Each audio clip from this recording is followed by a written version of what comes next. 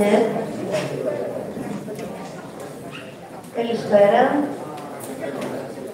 Σας καλωσορίζουμε εκ μέρους του Πολιτιστικού Συλλόγου Κοινός Χώρος Κάτω, που εδρεύει εδώ στο Ιδάλιο. Ο σύλλογος μας είναι σχετικά νέος, είναι περίπου 3 χρόνια και φιλοδοξεί να παρεμβαίνει σε θέματα που αφορούν την καθημερινότητά μας, τη γειτονιά, τη χώρα και προσπαθούμε να δημιουργούμε τις προϋποθέσεις προκειμένου να βρίσκουμε λύσεις από κοινού και διεξόδους μέσα σε αυτή την δύσκολη συγκυρία που βιώνουμε. Ιδιαίτερη βαρύτητα σαν σύλλογος δίνουμε σε θέματα που αφορούν το κοινωνικό σύνολο, φωτίζοντας πλευρές θεμάτων που αποκρύπτονται ή αποσιωπούνται. Ένα από αυτά είναι και το θέμα της ελληνικής συνεργασίας με τους κατακτητές στη διάρκεια της κατοχής, μια υπόθεση που έχει ορατό αντίκτυπο μέχρι και σήμερα.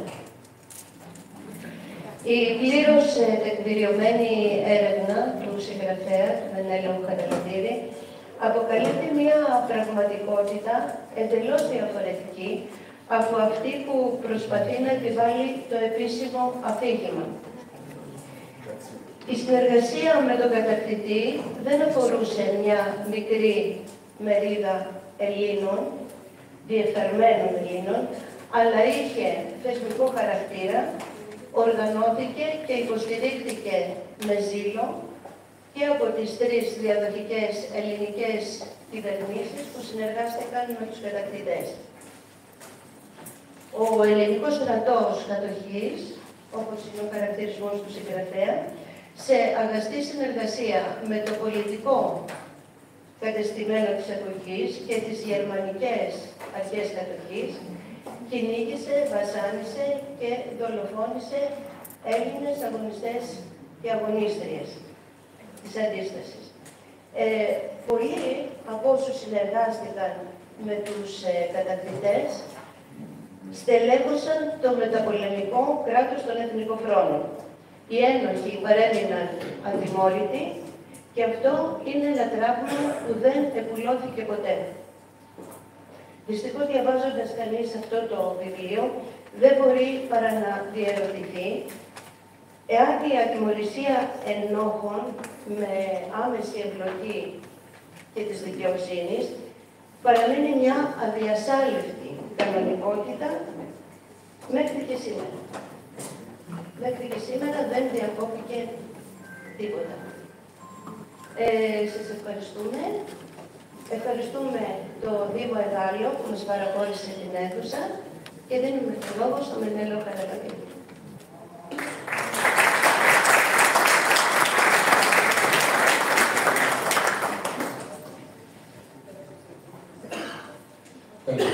Καλησπέρα και από μένα.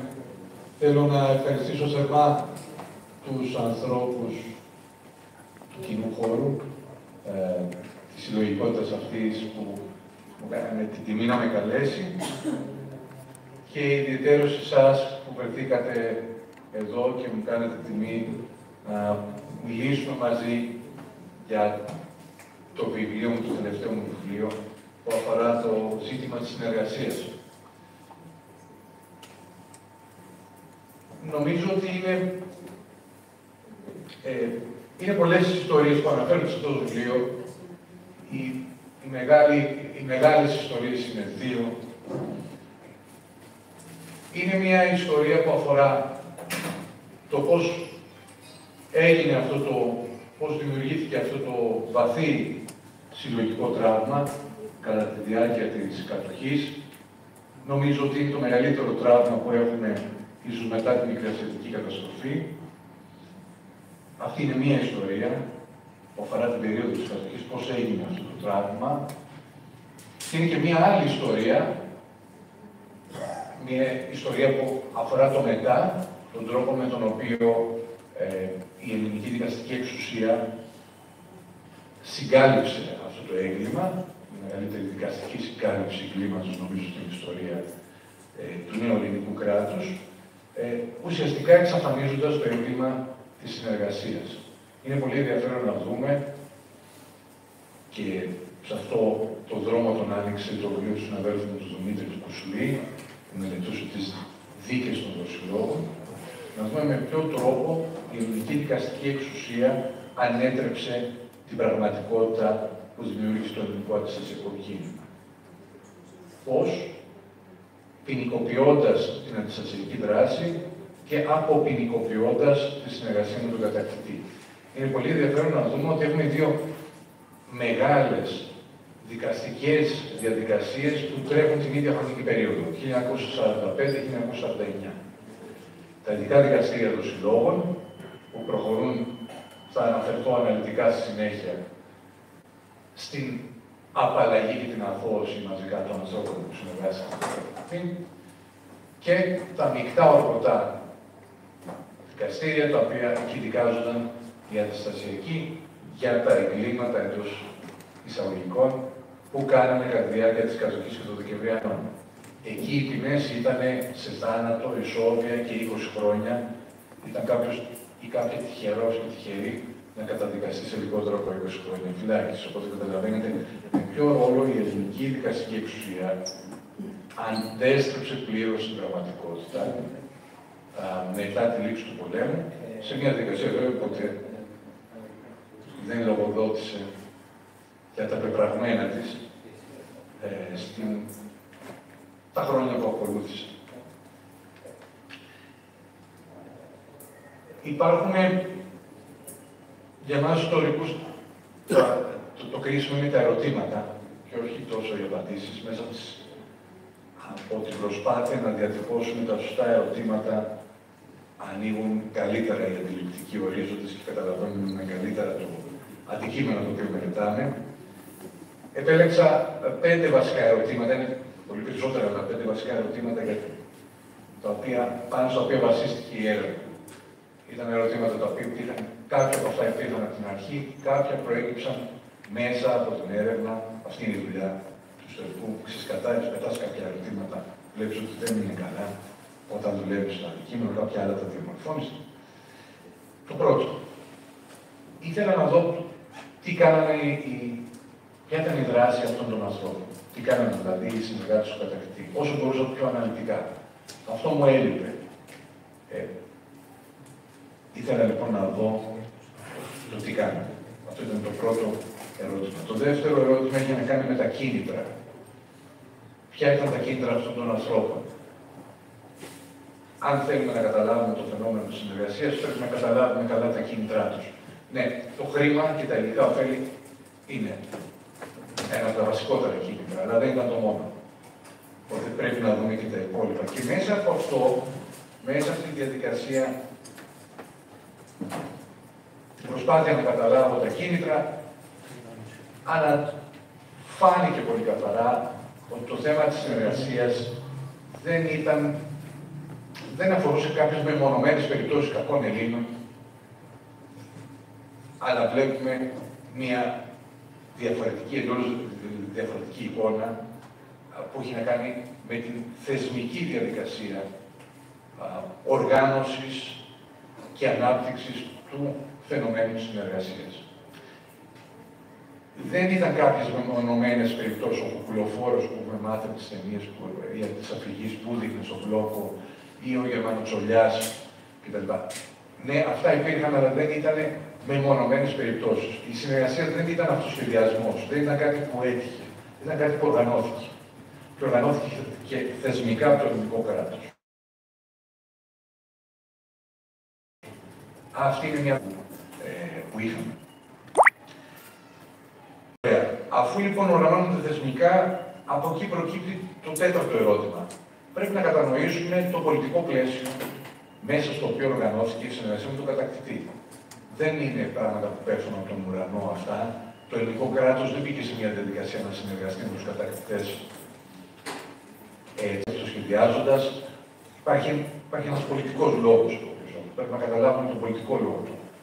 Το πολιτικό πλαίσιο μέσα στο οποίο αναπτύσσεται η συνεργασία. Το πέμπτο και τελευταίο ερώτημα έχει δύο σκέλη. Το Το ένα αφορά την περίοδο της κατοχής. Ήθελα σε αυτό το βιβλίο να μετρήσω τους νεκρούς, να έχουμε συγκεκριμένο αριθμό. Μερικές φορές οι αριθμοί λένε πολλές αλήθειες, μερικές άλλες δεν λένε απολύτως τίποτα. Οπότε, αυτή ήταν η έρευνα που έκανα πάρα πολλά χρόνια, παράλληλα περίπου 20 χρόνια, καταγράφω τους νεκρούς της κατοχής και των Δεκεμβριανών στο νομό Αττικής, έναν, γιατί δεν υπάρχουν στατιστικές, δεν υπάρχουν καταγραφές. Ήθελα λοιπόν να καταγράψω τι στοίχησε στις ανθρώπινες ζωές, στο νομό Αττικής, γιατί το νομό Αττικής αφορά το βιβλίο, η συνεργασία με τον κατακτητή. Το βρήκα αυτόν τον αριθμό, για πρώτη φορά έχουμε ένα αριθμό πολύ κοντά στην πραγματικότητα, στην περίπου 3.000 Έλληνες που έχασαν τη ζωή τους από τις γερμανικές, ιταλικές και ελληνικές δυνάμεις ασφαλείας. Όμως υπάρχει και ένα κόστος, αυτό είναι το δεύτερο σκέλος, του ερωτήματος, το οποίο δεν μπορεί να εξαντληθεί σε αυτό το βιβλίο, με αυτό το βιβλίο ανοίγει. Είναι πολύ μεγάλο αυτό το ερώτημα, χρειαζόμαστε πολλή δουλειά για να το απαντήσουμε και δεν είναι μόνο υπόθεση των ιστορικών. Έχει να κάνει με το κόστος που συνεχίσαμε να πληρώνουμε μετά τη λήξη του πολέμου. Γιατί οι συνέπειες που υπέστη η ελληνική κοινωνία λόγω του φαινομένου της συνεργασίας δεν σταμάτησαν τον Οκτώβριο του 1944 που φύγανε η Γερμανία από εδώ. Και επειδή πολλοί από τους ανθρώπους που συνεργάστηκαν με τους κατακτητές ενσωματώθηκαν στο μεταπολεμικό κράτος των εθνικοφρόνων και για πολλούς άλλους λόγους, οι συνέπειες της συνεργασίας μας κατατρέχουν πολλές δεκαετίες, ίσως και μέχρι σήμερα. Θα σκεφτούμε μόνο τους ανθρώπους που χάσαν τους συγγενείς τους. Ή να σκεφτούμε τους ανθρώπους που βασανίστηκαν, που ήταν τυχεροί γιατί επέζησαν. Αυτοί οι άνθρωποι αυτό το τραύμα το κουβαλούσαν και πάντα. Τους ανθρώπους που φυλακίστηκαν, που στάθηκαν στη Γερμανία και καταναγκαστική εργασία. Τους ανθρώπους που έζησαν τον δρόμο της πείνας. Και ήταν τυχεροί που έζησαν. Γιατί 10.000 άλλοι πέθαναν. Τους ανθρώπους που χάσαν τα σπίτια τους, που τα ξεπούλησαν για να μπορέσουν να επιβιώσουν τον κρίσιμο χρόνο. Είναι πολύ μεγάλη η λίστα αυτή. Αυτοί οι άνθρωποι είναι ένα μεγάλο τμήμα της ελληνικής κοινωνίας, το οποίο υπέστη αυτές τις συνέπειες. Είμαι σίγουρος ότι πολλοί από εμάς εδώ μέσα έχουμε στο μυαλό μας τους πατεράδες και τις μανάδες μας ή τους παππούδες και τις γιαγιάδες μας που έζησαν αυτά τα πράγματα και πώς το κουβάλαμε αυτό για πάρα πολλά χρόνια. Αυτό λοιπόν είναι ένα ζήτημα ανοιχτό προς συζήτηση, ένα τεράστιο ζήτημα που δεν εξαντλείται ούτε σε ένα, ούτε δεν ξέρω σε πόσα βιβλία. Είναι κάτι το οποίο πρέπει να το συζητήσουμε εμείς μεταξύ μας. Δεν μπορεί να εξαντληθεί μόνο μέσα από την ιστορική έρευνα. Δεν αφορά μόνο αυτή. Είναι κάτι πολύ μεγαλύτερο από την ιστορική έρευνα. Είναι σημαντικό, όπου μπορώ στο βιβλίο το κάνω, δυστυχώς έχουμε μια κουλτούρα εθνοκεντρική σε σχέση με την ιστορία μας. Κοιτάμε μόνο την Ελλάδα. Έτσι έχουμε μάθει από το σχολείο, και δεν υπάρχουν τριγύρω άλλοι λαοί. Προσπαθώ λοιπόν σε αυτό το βιβλίο να κοιτάξω παράλληλα όπου μπορώ άλλες περιπτώσεις, τι γίνεται στις άλλες χώρες. Σε αρκετές περιπτώσεις κοιτάω τη Γαλλία, το Βέλγιο, την Ολλανδία, την Πολωνία, γιατί για αυτές τις χώρες έχουμε αρκετές μελέτες για το θέμα της συνεργασίας. Άρα είναι πολύ χρήσιμο να κοιτάξουμε τι γίνεται και τριγύρω. Έτσι λοιπόν μέσα από αυτό το συντηρητικό βγάζω στο βιβλίο, καταγράφω κάποιες βασικά κοινά χαρακτηριστικά της συνεργασίας. Ένα σημαντικό, θα πω 3-4 που νομίζω είναι πάρα πολύ σημαντικά να τα έχουμε υπόψη μας. Η συνεργασία βασίστηκε περισσότερο στη συνένεση παρά στον εξαναγκασμό. Οι Γερμανοί επεδίωκαν τη συνένεση. Όποτε μπορούσαν να την βρουν, να την κερδίσουν, προχωρούσαν στον εξαναγκασμό. Αλλά στις περισσότερες των περιπτώσεων βρίσκαν συνένεση. Και αυτό γιατί μια συνεργασία είναι πολύ πιο αποδοτική όταν βασίζεται στη συνένεση παρά όταν γίνεται με το στανιό. Οπότε είναι σημαντικό αυτό να το έχουμε στο μυαλό μας. μια κατάσταση, όπως θα λέγαμε σήμερα, win-win situation, επέδειξαν οι Γερμανοί. Το δεύτερο κοινό χαρακτηριστικό σε όλη την Ευρώπη, σε όλες τις κατεχόμενες ευρωπαϊκές χώρες, ήταν ότι η συνεργασία αποτελούσε κεντρική πολιτική επιλογή των Γερμανών. Δεν ήταν κάτι, το είπα και πριν, δεν προέκυψε από αυτό το σχεδιασμό. Τι κάνουμε τώρα, πώς θα γίνει κτλ. Ήταν μια κεντρική πολιτική επιλογή των Γερμανών. Γι' αυτό βλέπουμε, τα καταγράφηκε στο οποίο, ένα πολύ πλούσιο νομοθετικό έργο των τριών ελληνικών κατοχικών κυβερνήσεων. Σε αυτό το νομοθετικό έργο, μεταξύ άλλων, βλέπουμε πλούσιες φορολογικές απαλλαγές, απευθείας αναθέσεις έργων, παρακάμψη ελεκτρικών μηχανισμών και πολλές άλλες ευνοϊκές ρυθμίσεις για να προσελκύσουν, όχι επενδυτές, αλλά να προσελκύσουν ανθρώπους να συνεργαστούν μαζί τους. Το μεγαλύτερο όμως κίνητρο το πρόσφερε η επιβολή ενός καθεστώτος πλήρους ανομίας. Οι Γερμανοί δείχνανε με κάθε τρόπο, και οι Ιταλοί βέβαια και οι Βούλγαροι, να μην αδικώ τους άλλους δύο κατακτητές, οι Γερμανοί δείχνανε με κάθε τρόπο στους συνεργάτες τους ότι δεν χρειάζεται να λογοδοτήσουν πουθενά από τη στιγμή που θα πάρουν την απόφαση να συνεργαστούν μαζί τους. Έτσι μπορούσαν να κλέψουν, μπορούσαν να κάψουν, μπορούσαν να σκοτώσουν χωρίς να λογοδοτήσουν. Αυτό είναι η ανομία είναι το κυριότερο θερμοκήπιο για την ανάπτυξη της συνεργασίας. Και αυτό το εκμεταλλεύτηκαν στο έπακρο. Το τρίτο στοιχείο, που δεν αφορά μόνο το θέμα της συνεργασίας, αφορά όλα όσα γίνονται στα χρόνια του πολέμου, αφορά και το φαινόμενο της αντίστασης, έχει να κάνει ότι όλα αυτά μέσα στα χρόνια της κατοχής αλλάζουν, έχουν έντονες διακυμάνσεις στον χρόνο. Ανάλογα με το τι γίνεται στα μεγάλα μέτωπα του πολέμου, αλλά και τις εσωτερικές πολιτικές εξελίξεις. Έχουμε συνηθίσει, έχουμε μάθει να βλέπουμε την κατοχή ως κάτι που λες και πάγωσε η πραγματικότητα και το μόνο που γινόταν ήταν να πεθαίνουν άνθρωποι και να είναι κλεισμένοι στα σπίτια τους, ακούγοντας απ' έξω τις γερμανικές βότες να περνάνε από τους δρόμους. Δεν ήταν έτσι, καθόλου έτσι η κατοχική πραγματικότητα. Ήταν πολύ διαφορετική από αυτή που έχουμε μάθει με τους ποικίλους τρόπους που την έχουμε μάθει αυτή η κατοχική πραγματικότητα. Και άλλαζε μέσα στον χρόνο. Έχουμε πολύ σημαντικές μεταβολές. Η κατοχή είναι πυκνός ιστορικός χρόνος. Αλλάζουν τα πράγματα από τη μία μέρα στην άλλη. Αυτό είναι πολύ σημαντικό να το έχουμε στο μυαλό μας. Το τέταρτο σημείο. Η συνεργασία είχε σαφέστατο πολιτικό και ιδεολογικό πρόσωπο. Λέμε ότι μας κατέλαβαν οι Γερμανοί και οι Ιταλοί και οι Βούλγαροι. Δεν είναι έτσι ακριβώς. Είναι οι Γερμανοί εθνικοσοσιαλιστές, Βούλγαροι και Ιταλοί φασίστες. Δεν είναι γενικά Γερμανοί, ούτε γενικά Ιταλοί, ούτε γενικά Βούλγαροι. Αυτό είναι πολύ σημαντικό.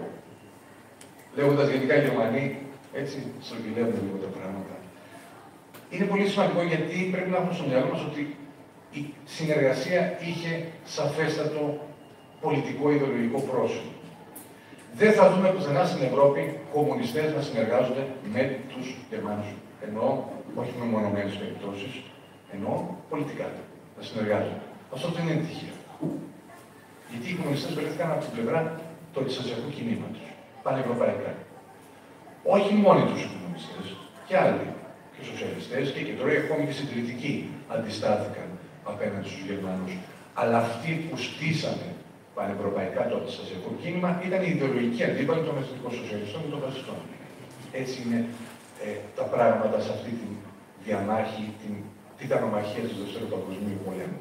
Σε όλες τις κατεχόμενες χώρες, ίσως με μια διαφοροποίηση στην Πολωνία, που εκεί τα πράγματα εξελίχθηκαν διαφορετικά. Άρα είναι πολύ σημαντικό να έχουμε στο μυαλό μας ότι οι Γερμανοί, οι Ιταλοί και οι Βούλγαροι απευθύνονται στους ιδεολογικούς τους συγγενείς, αλλά σε πολλές περιπτώσεις και στις προπολεμικές πολιτικές ελίτ. Η ελληνική είναι μια τέτοια περίπτωση. Εδώ δεν είχαμε μαζικά, προπολεμικά, μαζικό εθνικό σοσιαλιστικό και φασιστικό κίνημα, όπως υπήρχε στη Γαλλία, στην Ιταλία, στη Γερμανία, στο Βέλγιο. Οπότε οι Γερμανοί αναγκάστηκαν να προσφύγουν στους προπολεμικούς διαχειριστές της εξουσίας, τους βενιζελικούς και τους αντιβενιζελικούς, ή τους μοναρχικούς και τους αντιμοναρχικούς, αν θέλετε, βασιλικούς και αντιβασιλικούς. Κάποιοι από αυτούς δέχτηκαν να συνεργαστούν μαζί τους και εκεί στείνεται και το κομμάτι της ένοπλης και της πολιτικής συνεργασίας. Τώρα, θέλω να κλείσω αυτή την ενότητα για να πάμε στις φωτογραφίες γρήγορα και μετά να ξεκινήσουμε την κουβέντα μας. Τι καινούριο φέρνει αυτή η μελέτη? Νομίζω ότι φέρνει πολλά. Θα αναφερθώ σε κάποια επιγραμματικά. Πρώτον, είναι η συνεργασία και όχι η αντίσταση το φαινόμενο που διχάζει την ελληνική κοινωνία. Αυτό που σπάει την κοινωνική συνοχή. Γιατί η συνεργασία ξεκινά χρονικά πρώτα. Είναι από την πρώτη μέρα της κατοχής. Υπάρχει μια φιλολογία τα τελευταία αρκετά χρόνια της λεγόμενης αναθεωρητικής σχολής, νέο κύμα κτλ., που θέλει να αναδείξει την βία του αντιστασιακού κινήματος και συγκεκριμένα την κόκκινη λεγόμενη βία, τη βία δηλαδή του ΕΑΝ, ως την αιτία που οδήγησε, ανάγκασε κάποιους ανθρώπους να πάρουν όπλα από τους Γερμανούς και να συνεργαστούν μαζί τους, να γίνουν τα τάγματα της Αλίας κτλ. Τουλάχιστον στην περίπτωση του νομού Αττικής, που ήταν το πολιτικό, οικονομικό και διοικητικό κέντρο της χώρας, κάτι τέτοιο δεν ισχύει και είμαι σχεδόν σίγουρος ότι δεν ισχύει και για την υπόλοιπη χώρα. Γιατί από την πρώτη μέρα, πολύ πριν ιδρυθούν οι αντιστασιακές οργανώσεις, έχουμε την ανάπτυξη της πολιτικής, διοικητικής και οικονομικής συνεργασίας. Την πρώτη μέρα που γίνεται η κυβέρνηση του Τζονάτογλου. Είναι αυτή που ανάβει το πράσινο φως συνεργασίας σε όλο τον κρατικό μηχανισμό. Δεν σημαίνει ότι όλος ο κρατικός μηχανισμός συνεργάστηκε, όμως αυτός η συγκρότηση της κυβέρνησης του Τζονάτογλου είναι τεράστιο ζήτημα. Ανάβει το πράσινο φως όχι μόνο στον κρατικό μηχανισμό, σε επιχειρηματίες, σε όλη την ελληνική κοινωνία. Αυτό συνεργάζεται η κυβέρνηση και δεν συνεργαστούμε εμείς. Δεν είναι κακό πράγμα η συνεργασία. Υπάρχει λοιπόν τεράστια ποσότητα βίας πριν καν ιδρυθούν οι αντιστασιακές οργανώσεις και αν θέλουμε να περιμένουμε και την ένοπλη βία του ΕΑΝ, ας πούμε, γιατί χαρακτηριστικό παράδειγμα, θα πρέπει να περιμένουμε χρόνια. Πρέπει να περιμένουμε από τα μέσα, να φτάσουμε στα μέσα του 1943. Μέχρι τότε όμως έχουμε τη βία του λοιμού, που έστειλε δεκάδες χιλιάδες ανθρώπους. Στέρισε τη ζωή από δεκάδες χιλιάδες ανθρώπους και τρομοκράτησε σχεδόν όλη την ελληνική κοινωνία. Έχουμε τη βία που ασκείται στους χώρους εργασίας από τους επιχειρηματίες στη στενή συνεργασία με την Wehrmacht και τα SS. Έχουμε τη βία της καταναγκαστικής εργασίας, τη βία των φυλακίσεων, των εκτελέσεων, είναι μεγάλη λίστα. Συνεπώς, αυτό που τσακίζει τη συνοχή του ελληνικού λαού είναι η συνεργασία και όχι η αντίσταση. Το δεύτερο καινούριο που φέρνει η έρευνα είναι ότι η συνεργασία δεν αφορούσε μια πολύ μικρή μειοψηφία της ελληνικής κοινωνίας. Δεν ήταν ποτέ η πλειονότητα, αλλά δεν ήταν μια πολύ μικρή μειοψηφία ανθρώπων. Αλλά πέρα από αυτό, γιατί δεν είναι κατά τη γνώμη μου τόσο αριθμητικό το ζήτημα, όσο ποιοτικό. Όπως συνηθίζω να λέω, ο Ιωάννης Ράλης ήταν ένας άνθρωπος, αλλά ήταν ο πρωθυπουργός, είχε την εξουσία στα χέρια του. Ο Αναστάσιος Σταυρουλάρης, ένας άνθρωπος ήταν, αλλά ήταν υπουργός εσωτερικών και ο πολιτικός προϊστάμενος των ταγμάτων και σωμάτων ασφαλείας. Άρα το θέμα δεν είναι μόνο αριθμητικό ή κατά τη γνώμη μου τόσο αριθμητικό. Είναι τι εξουσία είχαν στα χέρια τους αυτοί που συνεργάστηκαν. Ο Βουλπιώτης ήταν οικονομικός παράγοντας, αλλά ήταν ο γενικός διευθυντής της Siemens και της Telefonica. Ο άνθρωπος που ρίξει την ιδέα για να γίνει το πράγμα της ασφαλείας. Το τρίτο στοιχείο. Εισάγω με αυτή την έρευνα ένα καινούριο όρο στην ελληνική ιστοριογραφία, που είναι ο όρος της ελληνικής κατοχής. Ό,τι αφορά το νομό Αττικής, και νομίζω όχι μόνο, βλέπουμε ξεκάθαρα ότι το τελευταίο χρόνο της κατοχής έχουμε έναν ελληνικό στρατό κατοχής, ο οποίος στρέφεται κατά ενός μεγάλου μέρους της ελληνικής κοινωνίας. Και αυτό πώς το τεκμηριώνουμε τόσο από το αρχείο των ελληνικών σωμάτων ασφαλείας, που γράφω εκεί στην εισαγωγή του βιβλίου, το σημείωμα για τις πηγές, ένα πολύ κρίσιμο αρχείο που άνοιξε και ξανάκλεισε, που ήταν για χρόνια κλειστό, άνοιξε και ξανάκλεισε, αν θέλετε το συζητάμε μετά, αλλά προκύπτει και από τις καταγραφές στο ημερολόγιο πολέμου του Γερμανού στρατιωτικού διοικητή. Τι προκύπτει από αυτά τα στοιχεία? Ότι σε όλες τις επιχειρήσεις στρατιωτικού ή αστυνομικού τύπου που γίνονται στο νομό Αττικής, έρευνες σε σπίτια, μάχες, μπλόκα, τα περίφημα μπλόκα, πρωταγωνιστικό ρόλο έχουν οι ελληνικές δυνάμεις ασφαλείας. Τάγματα ασφαλείας, προφυλακή, μηχανοκίνητο τμήμα της αστυνομίας πόλεων, ίσως έχετε ακούσει και τους μπουραντάδες αυτοί. Με την εποπτική παρουσία γερμανικών δυνάμεων, σε κάποιες περιπτώσεις και μια πιο ουσιαστική παρουσία γερμανικών δυνάμεων, στον λόγο της Κοκκινιάς, ενώ έχουμε και αρκετές άλλες περιπτώσεις όπου οι ελληνικές δυνάμεις δρούν μόνες τους, χωρίς την παρουσία Γερμανών. Οπότε στοιχειοθετείται πλέον και τεκμηριώνεται και η έννοια της ελληνικής κατοχής, που ήταν και αυτή με ένα πολύ ξεκάθαρο πολιτικό ταξικό πρόσωπο, όπως και η γερμανική κατοχή. Αυτό είναι το τρίτο στοιχείο που δεν αισθανθώ. Το τέταρτο στοιχείο είναι ότι το ξέραμε, απλά πλέον το τεκμηριώνουμε και σαφώς καλύτερα, ότι ο αντικομμουνισμός λειτουργεί ως συγκολητική ουσία που φέρνει μαζί ένα συνοψίλευμα πολιτικών δυνάμεων που μέχρι πρότινος είχαν αιματοκυλήσει από το δικό τους ακήρυκτο εμφύλιο πόλεμο, είχαν αιματοκυλήσει τη χώρα. Μιλάω για το Λαϊκό Κόμμα και το Κόμμα των Φιλελευθέρων. Μιλάω για τον εθνικό διχασμό του 1915, ο οποίος οδήγησε και στη Μικρασιατική καταστροφή. Αυτές τις δύο μεγάλες παρατάξεις, τους δύο διαχειριστές της εξουσίας, σε όλη την περίοδο του Μεσοπολέμου και ακόμη και πιο πριν, οι οποίοι είχαν αιματοκυλήσει τη χώρα και οι οποίοι συνεργάζονται στενά στα χρόνια της κατοχής για να αντιμετωπίσουν τον κοινό αντίπαλο που είναι το ΕΑΜ.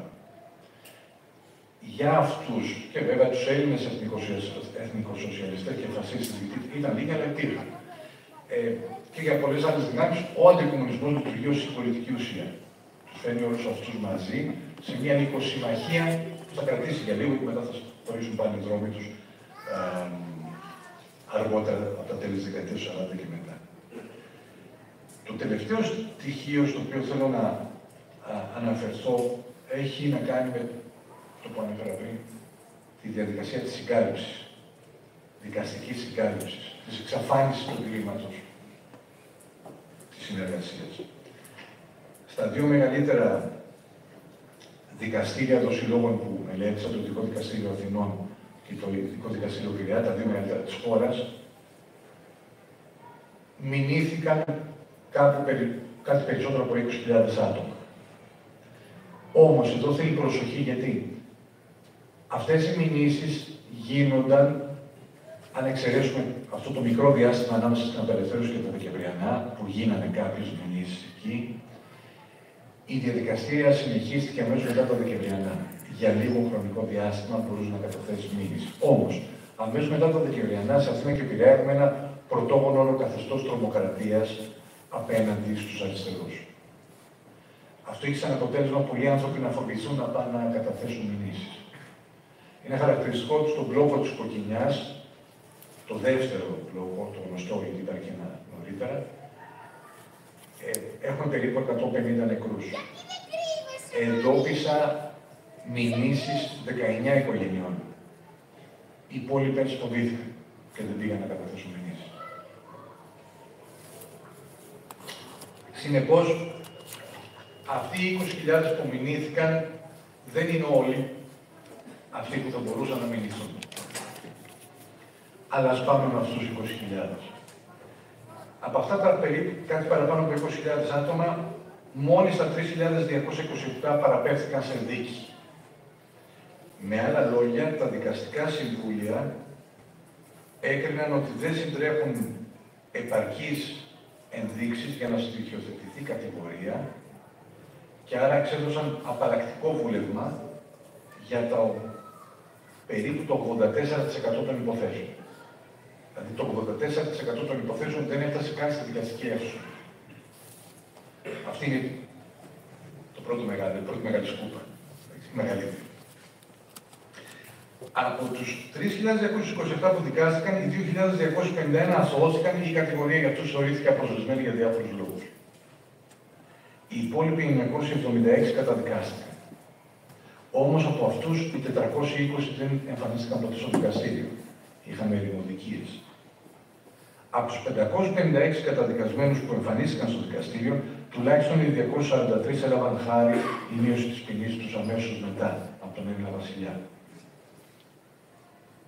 Ενώ οι υπόλοιποι είχαν καταδικαστεί σε μικρές ποινές από μερικούς μήνες μέχρι 5 χρόνια. Όλα αυτά τα στατιστικά που σας λέω δεν είναι πουθενά έτοιμα. Τα έχω φτιάξει ένα-ένα μετρώντας. Και δεν υπάρχουν αυτές οι στατιστικές, νομίζω είναι ευνόητο και πλέον κατανοητό. Γιατί το ελληνικό κράτος δεν έχει στατιστικές για αυτά.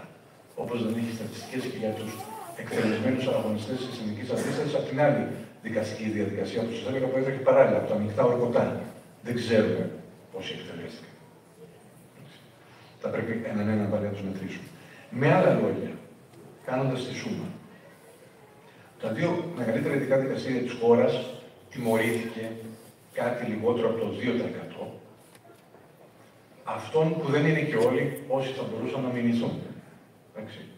Δεν ξέρουμε πόσο μεγαλύτερος θα ήταν αυτός ο αριθμός των ανθρώπων που θα πρέπει να μηνυθούν. Συνεπώς, το μέγεθος του εγκλήματος συνεργασίας με τον κατακτητή ήταν πρωτόγνωρα μεγάλο και η τιμωρία πρωτόγνωρα μικρή.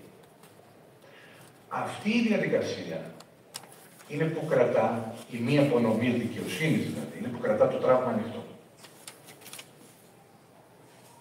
Και μας έχει φέρει σε αυτή τη θέση 80 χρόνια μετά, όπου πάω να μιλήσω για αυτό το θέμα, υπάρχει τόσο πολλής κόσμος. Είναι κάτι που μας αφορά ακόμα. Παρά την επιβλημένη πολιτική σιωπής και λύθης, της θεσμικής σιωπής και λύθης, 80 χρόνια τώρα βλέπετε ότι αυτό στην ελληνική κοινωνία συνέχισε να υπάρχει.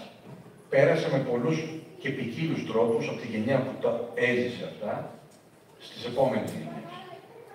Και αυτό είναι κάτι πάρα πολύ ενδιαφέρον, το οποίο καλούμαστε να κατανοήσουμε. Να κατανοήσουμε δηλαδή ένα τραύμα τόσο βαθύ και μεγάλο, όσο βαριά και μακρόχρονη ήταν η σιωπή που το σκέπασε. Σας ευχαριστώ πολύ.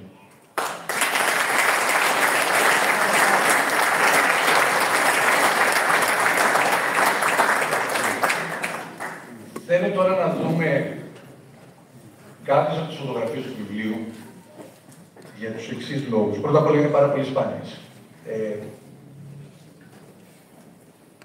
Υπήρχε τιμωρία, ποινή θανάτου για όποιον είχε φιλμ ή φωτογραφική μηχανή στα χρόνια της κατοχής. Καταλαβαίνετε, για να μην υπάρχουν αποδείξεις, οπτικές αποδείξεις. Είναι πολύ σπάνιες, αλλά όχι μόνο αυτό, έχουν και πάρα πολύ σημαντικές ιστορίες αυτές τις φωτογραφίες από πίσω. Γι' αυτό θέλω να δούμε μερικές από αυτές.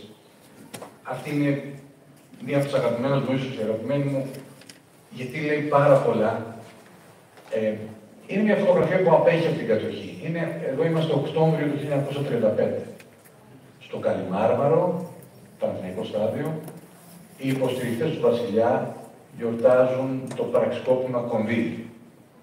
Τώρα βέβαια θα μπορούσαν να πει κάποιοι υποστηρικτές του βασιλιά, θα μπορούσαν να κρατάνε καμία άλλη σημαία. Τώρα γιατί κρατάνε τις βάσεις της, θα το δούμε. Λοιπόν. Το πραξικόπημα γενικά έχει χωθεί αυτό κάτω από το χαλί, όπως και πολλά άλλα πράγματα στη σύγχρονη ελληνική ιστορία. Είναι περίεργο κυρίως για δύο λόγους. Πρώτα απ' όλα γιατί μοναρχικοί ανατρέπουν μια μοναρχική κυβέρνηση. Είναι η κυβέρνηση Τσαλδάρη. Ο Τσαλδάρης κάνει νερά, δεν προχωρά στην κίνηση να φέρει πίσω τον βασιλιά. Εδώ να θυμίσω ότι μετά το 22, την μικρασιατική καταστροφή, έχει φύγει ο βασιλιάς και το 1924 κηρύσσεται η αβασίλευτη δημοκρατία. Καταργείται δηλαδή ο θεσμός βασιλείας. Οπότε αυτό εδώ είναι μια κορυφαία πράξη που πανηγυρίζουν αυτοί οι κύριοι και κυρίες, γιατί με το πραξικόπημα Κονδύλι επανέρχεται ο θεσμός βασιλείας. Ένας δεύτερος λόγος, που ίσως δεν το ξέρουμε, είναι ότι αυτός που ουσιαστικά κάνει το πραξικόπημα είναι ο μετέπειτα αρχιστράτηγος του Οργανικού Μετώπου, ο μετέπειτα πρωθυπουργός, ο Αλέξανδρος Παπάδος. Σκληρός βασιλικός, είναι αυτός που αναλαμβάνει και είναι αρχηγός του Γενικού Επιτελείου Στρατού και είναι αυτός που αναλαμβάνει με τα άλλα δύο επιτελεία ναυτικού και αεροπορίας να κάνει το πραξικόπημα για λογαριασμό του κονδύλιου. Πετυχαίνει το πραξικόπημα τον Οκτώβριο του 1935, αυτό γιορτάζουν εδώ. Έρχεται ο βασιλιάς πίσω τον Νοέμβριο, γίνεται τον Νοέμβριο μάλλον ό,τι πιο νόθο έχουμε σε εκλογική διαδικασία, το δημοψήφισμα, και επιστρέφει ο βασιλιάς. Και με το που επιστρέφει μετά από 5 μήνες κάνει τη δικτατορία με τον Ιωάννη Μεταξά. Είναι ενδιαφέρουσα αυτή, έχει μια μεγάλη ιστορία αυτή η φωτογραφία από πίσω, αλλά μας δείχνει ότι η πρώτη φορά που είδαμε σβάστηκα στην Ελλάδα δεν ήταν τον Απρίλιο του 1941 που ανέβηκε στον βράχο της Ακρόπολης.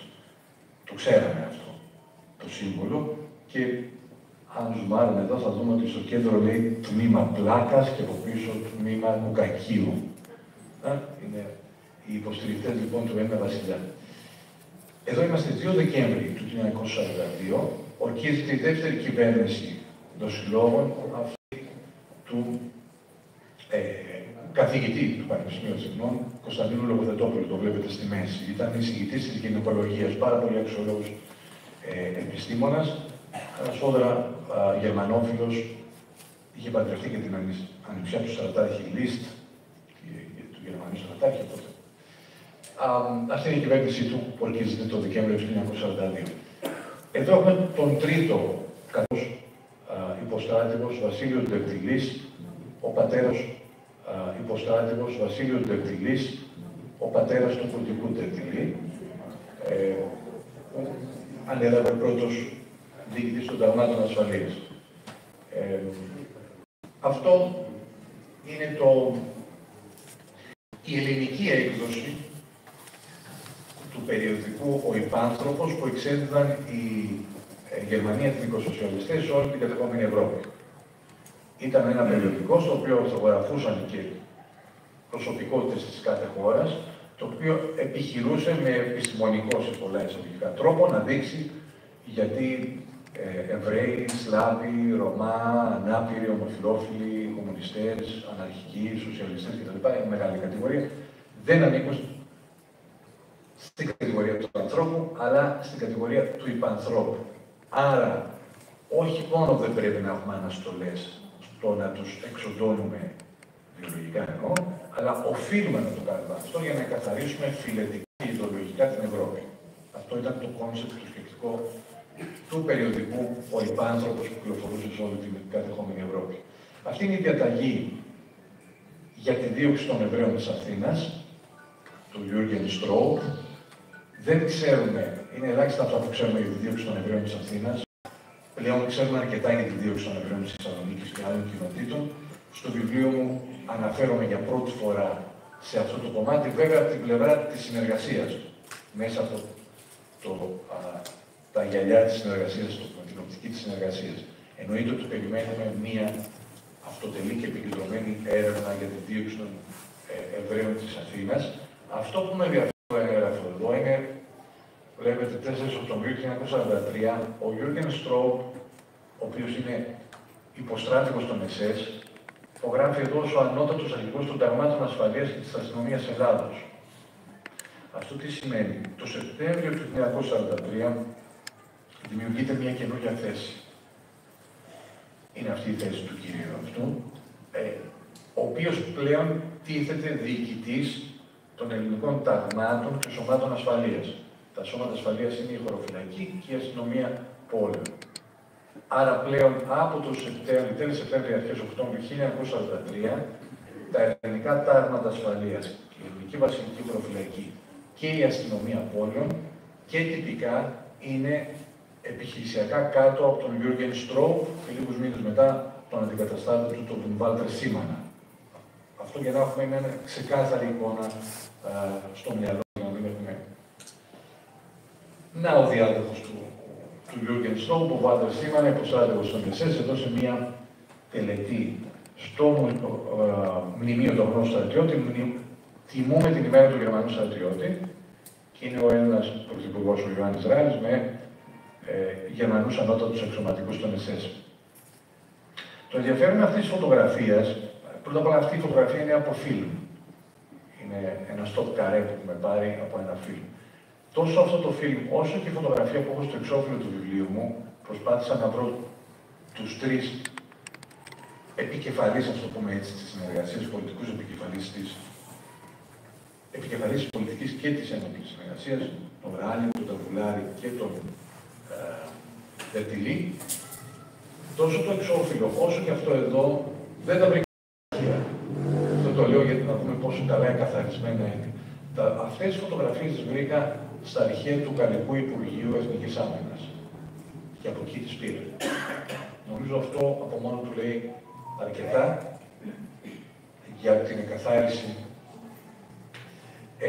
Τον κύριο δεν τον ξέρουμε, δυστυχώς, σε οποιαδήποτε άλλη ευρωπαϊκή χώρα θα τον ξέρουμε. Τον κύριο είναι ο στρατηγός Αλέξανδρος, υποστράτηγος χωροφυλακής Αλέξανδρος Λάμπου, ο διοικητής της ειδικής ασφάλειας, ο άνθρωπος που ήταν προσωπικά υπεύθυνος για το θάνατο εκατοντάδων αντιστασιακών, καταδικάστηκε 7 φορές σε θάνατο, με 2 χάρες του βασιλιά, αποφυλακίστηκε τελικά τον Ιανουάριο, αν θυμάμαι καλά, του 1952.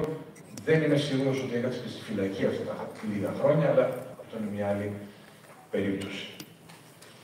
Εδώ έχουμε και μια οπτική απόδειξη, αν θέλετε, αυτό που είπα πριν περί ελληνικού στρατού κατοχής. Εδώ είναι μια από τις πάρα πολλές επιχειρήσεις που γίνονται συλλήψεις Ελλήνων πολιτών, οι οποίοι οδηγούνται στο στρατόπεδο κράτησης των ταγμάτων ασφαλείας στο Γουδί.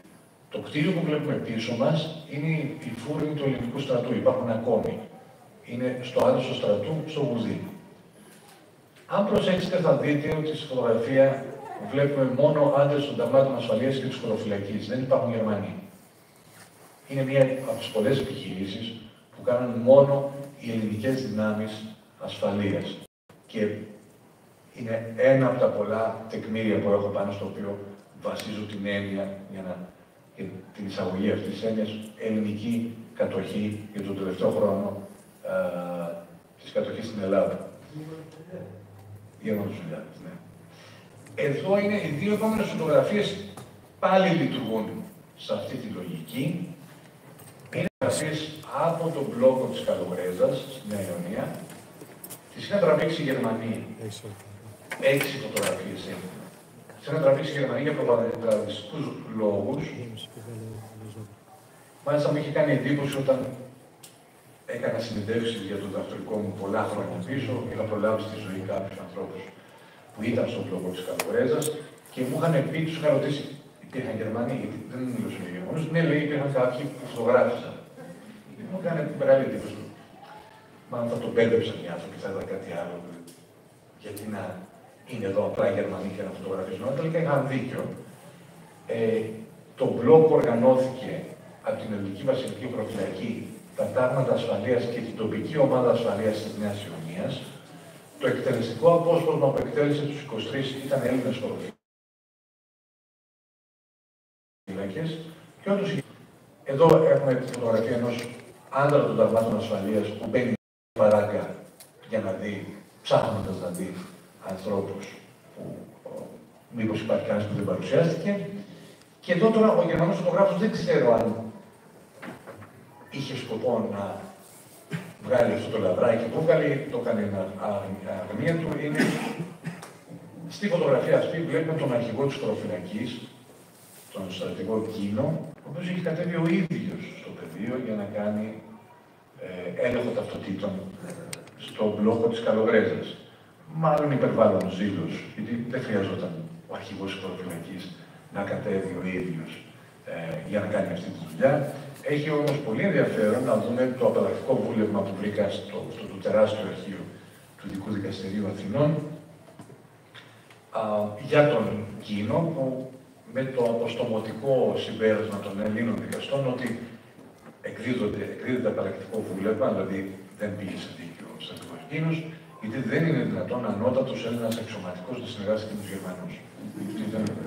Το αιτιολογικό που νομίζω ότι θα μπορούσε να διδάσκεται στις νομικές σχολές της χώρας. Λοιπόν, αυτό είναι ένα έγγραφο που παράπεσε, γιατί όπως είπα πριν έχει γίνει μια εντυπωσιακή εκαθάριση για να διαγραφούν τα ίχνη της συνεργασίας. Είναι της ΟΕΔΕ, μιας από τις ελληνικές εθνικοσοσιαλιστικές οργανώσεις, αναφέρω στο βιβλίο. Παρακολουθώ στο βιβλίο το πέρασμα των Ελλήνων φασιστών και εθνικοσοσιαλιστών από το Μεσοπόλεμο στην κατοχή και το ρόλο που παίξανε. Εδώ βλέπουμε μία από τις οργανώσεις, μία από τις δύο κύριες, την ΟΕΔΕ, Οργάνωση Εθνικών Δυνάμεων Ελλάδα, τους βλέπετε ιδρυθήσα κατά των φίλων του Άξονος. Αναζητούσε Έλληνες εργάτες για τη Γερμανία και στρατολογούσε Έλληνες για να φτιάξει μηκιανόλευκη μεραρχία που θα πολεμούσε με τις στολές της Βέρμαχτ κατά του κοκκίνου στρατού στο ανατολικό μέτωπο. Δεν έγινε αυτό για άλλους λόγους, αλλά το προσπαθήσαμε. Και βλέπετε πόσο ωραία ταιριάζει ο δικέφαλος του Βυζαντινός αετός με τη φλάσκα, είναι το σύμβολο του φασιστικού κόμματος του Μουσολίνη και βέβαια της βάσης, ξέρουμε τι είναι αυτή. Είχε παραπέσει στο αρχείο του Δήμου Νέας Χαλκιδόνας. Κάποια στιγμή κλήθηκαν τα γενικά αρχεία του κράτους να κάνουν εκαθάριση και ένας από τους φίλους που δουλεύει στα γενικά αρχεία του κράτους μου είπε ότι υπάρχει αυτό το έγγραφο. Είναι πολύ δύσκολο να βρούμε έγγραφα. Εδώ είναι φωτογραφία από την ανατείναξη των γραφείων της αδελφής οργάνωσης της ΟΕΔΕ, της ΕΣΠΟ. Εθνική Σοσιαλιστική Πατριωτική Οργάνωση, από ό,τι πολλά τέτοια καταλαβαίνετε. Λοιπόν, ήταν τα γραφεία στην Πατησίων και Γλάστονος, γωνία. Εκεί παραδίπλα που σκότωσαν τον Ζακ πρόσφατα. Φαίνεται αυτός ο δρόμος που τραβάει τους ανθρώπους. Είναι φωτογραφία ακριβώς τη στιγμή που ανατινάσσονται τα γραφεία από τη βόμβα που βάλαν μέλη της αντιστασιακής οργάνωσης ΠΕΑΝ, Πανελλήνιων Ένωσης Αγωνιζομένων Νέων, με τον Κώστα Περίκο επικεφαλής αρχηγό. Είναι μια σπάνια λήψη αμέσως μετά την έκρηση της βόμβας. Εδώ ένα άλλο μεγάλο κεφάλαιο, το αναφέρω στο βιβλίο, πάντα σε περιόδους κρίσης, ανθεί ο τζόγος, το βλέπουμε και στις μέρες μας. Οπότε έτσι έγινε και στην κατοχή, απλά εκεί έχουμε μια σημαντική ιδιαιτερότητα. Οι Γερμανοί χρησιμοποίησαν τα καζίνο της κατοχής για να χρηματοδοτούν τις δικές τους υπηρεσίες ασφαλείας, κατασκοπίας και αντικατασκοπίας. Να πληρώνουν δηλαδή τους Έλληνες πράκτορες που στρατολογούσαν. Οπότε είναι ένα πεδίο όπου η οικονομική συνεργασία, γιατί αυτοί που παίζαν στα καζίνο ήταν αυτοί που είχαν λεφτά στα χέρια τους και αυτοί που είχαν λεφτά στα χέρια τους στα χρόνια της κατοχής ήταν κυρίως συνεργάτες των Γερμανών. Εκεί λοιπόν που η οικονομική συνεργασία συναντά την ένοπλη συνεργασία, τα καζίνο της κατοχής. Έχω ένα κεφάλαιο που αναφέρομαι σε αυτά. Εδώ είναι μια φωτογραφία υπαίθριας ρουλέτας στην πλατεία Ομονίας και βλέπετε Γερμανούς στρατιώτες και Έλληνες πολίτες να δοκιμάζουν την τύχη τους. Εδώ είναι μια φύσα μεταπολεμική της Πανελλήνιας Ομοσπονδίας Πολυσάντων Ακίνητα Επικατοχής, οι άνθρωποι δηλαδή που διεκδίκησαν να πάρουν πίσω τα ακίνητα που πούλησαν στην κατοχή.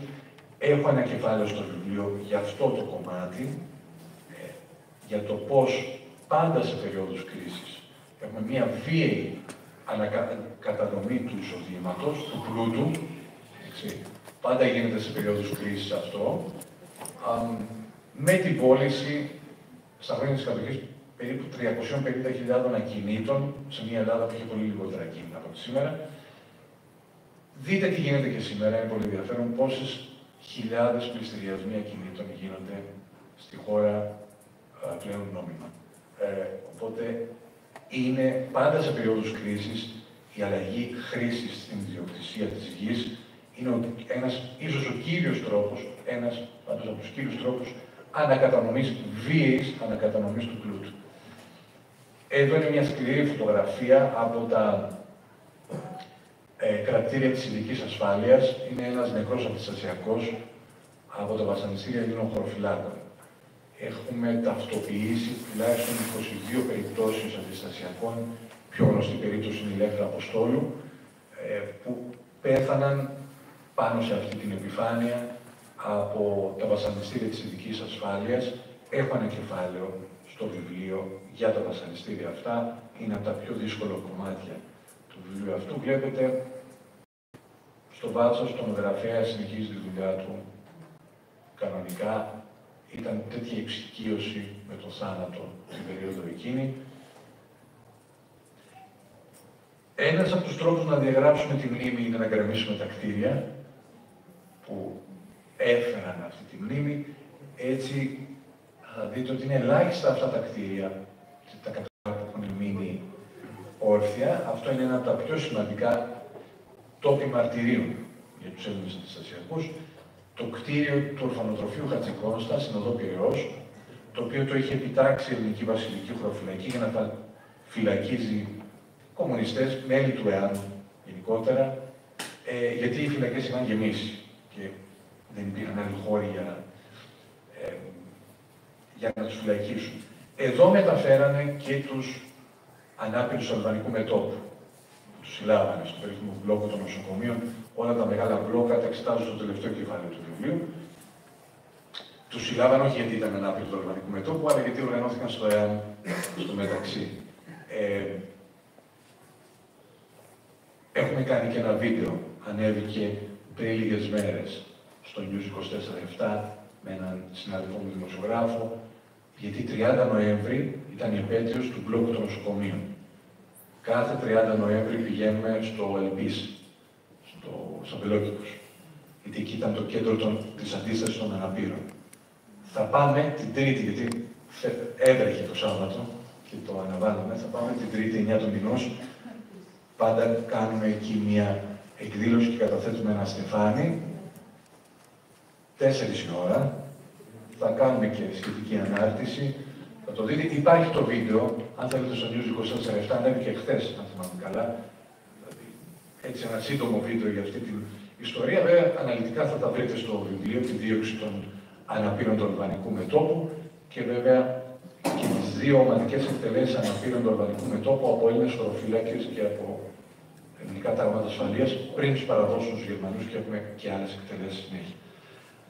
Εδώ τους φυλακίζαν, αυτό το κτίριο κατεδαφίστηκε το 1963. Θα χάναμε όλα τα συνθήματα που είχαν αφήσει, τα τελευταία μηνύματα που είχαν αφήσει οι άνθρωποι αυτοί στους τοίχους. Αν δεν υπήρχε ένας πολύ σπουδαίος άνθρωπος, δεν το γνώρισα δυστυχώς, ο κύριος Τζουγανάτος, ήταν κρατούμενος στο κτίριο αυτό το 1945 μετά τη λήξη της κατοχής. Πολύ σπουδαίος άνθρωπος, δεν ήξερε αν θα ζει την επόμενη μέρα ή αν θα τον εκτελέσουν, όμως θεώρησε καθήκον του να γράψει στα κρυφά όσο περισσότερα μηνύματα μπορούσε αυτών των ανθρώπων σε ένα χαρτί. Σε πολλά χαρτιά μάλλον. Πρόσφατα κυκλοφόρησε το βιβλίο από το γιο του, το βιβλίο του «Όταν μιλούν οι τύχοι» και είναι τα σημειώματα, αυτά τα τελευταία μηνύματα των ανθρώπων που θα χάναμε για την γκρεμίστηκε του κτίριου. Αν βρισκόμασταν σε οποιαδήποτε άλλη ευρωπαϊκή χώρα, αυτό το κτίριο θα ήταν μουσείο. Εδώ για λόγους, μετά τα Δεκεμβριανά, για πολιτικούς λόγους, αυτά τα κτίρια κατεδαφίστηκαν. Είναι λοιπόν πολύ σημαντικό αυτό το βιβλίο του κ. Τζουγανάτου, να το βρείτε, να το διαβάσετε, είναι εκδόσεις Εστία, αν θυμάμαι καλά, βγήκε πρόσφατα. Κάτι μπορούμε να κάνουμε για τη μνήμη αυτών των ανθρώπων. Αυτό το κτίριο βρισκόταν, όπως κατεβαίνουμε την οδό Πειραιώς, μετά την πλατεία Κομουνδούρου, στο δεξί χέρι στο σχέδιο τον Άγιο Γεώργιο, που είχε απ' έξω και κάτι φοίνικες. Αυτή η εκκλησία ήταν μέσα στο κτίριο αυτό. Τώρα εκεί, στο χώρο είναι το κέντρο της Chinatown, μια μεγάλη πολυκατοικία που είναι το κέντρο της ελληνικής Chinatown. Αυτό είναι ένα άλλο κτίριο που κατεδαφίστηκε. Ο απόλυτος εφιάλτης μαζί με το προηγούμενο των Αθηναίων της κατοχής, οδός Μέρλιν 6, τα κεντρικά των ΕΣΕΣ. Τα μηνύματα που υπήρχαν σε αυτό το κτίριο, έχουμε μια φωτογραφία εδώ μέσα από τα κελιά, δυστυχώς χάθηκαν. Γιατί γκρεμίστηκε το κτίριο. Το κτίριο αυτό γκρεμίστηκε αργά, στη δεκαετία του 70. Δεν βρέθηκε κανένας να ενδιαφερθεί γι' αυτό. Σήμερα είναι hot center εκεί, στη θέση του, και ψωνίζουμε. Βέβαια τα υπόγεια είναι ίδια. Υπάρχουν 3 επίπεδα υπογείων και δίπλα υπάρχουν υπόγεια που είναι Merlin Spa σήμερα. Είναι πραγματικά τραγικό και λέω και το όνομα της επιχείρησης γιατί πολύ απλά έμαθα, δεν το λέγα, αλλά έμαθα το 2005 η Hot Center έκανε έτοιμα να ξυλωθεί και το μνημείο, το μόνο που έχει μείνει απ' έξω, για να μην ταράσει πιθανότατα τους πελάτες στα ψώνια τους. Αλλά αυτή είναι η ελληνική πραγματικότητα. Δεν σ' άκουσα. Ναι. Εδώ είναι η πρώτη φωτογραφία που έχουμε από το εφιαλτικό μπλοκ 15 στο στρατόπεδο συγκέντρωσης Χαϊδαρίου, που λειτουργούσε το είχαν επιτάξει τα SS και εκεί φυλάκιζαν χιλιάδες ανθρώπους πριν τους οδηγήσουν.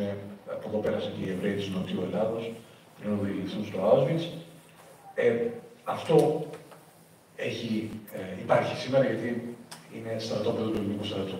Οπότε έτσι επιβίωση είναι το κτίριο, γιατί είναι πολλά κτίρια μέσα στο στρατόπεδο αυτό, το κτίριο που μεταφέρανε τους κρατούμενους που θα εκτελούνταν την επόμενη μέρα για να περάσουν την τελευταία τους νύχτα.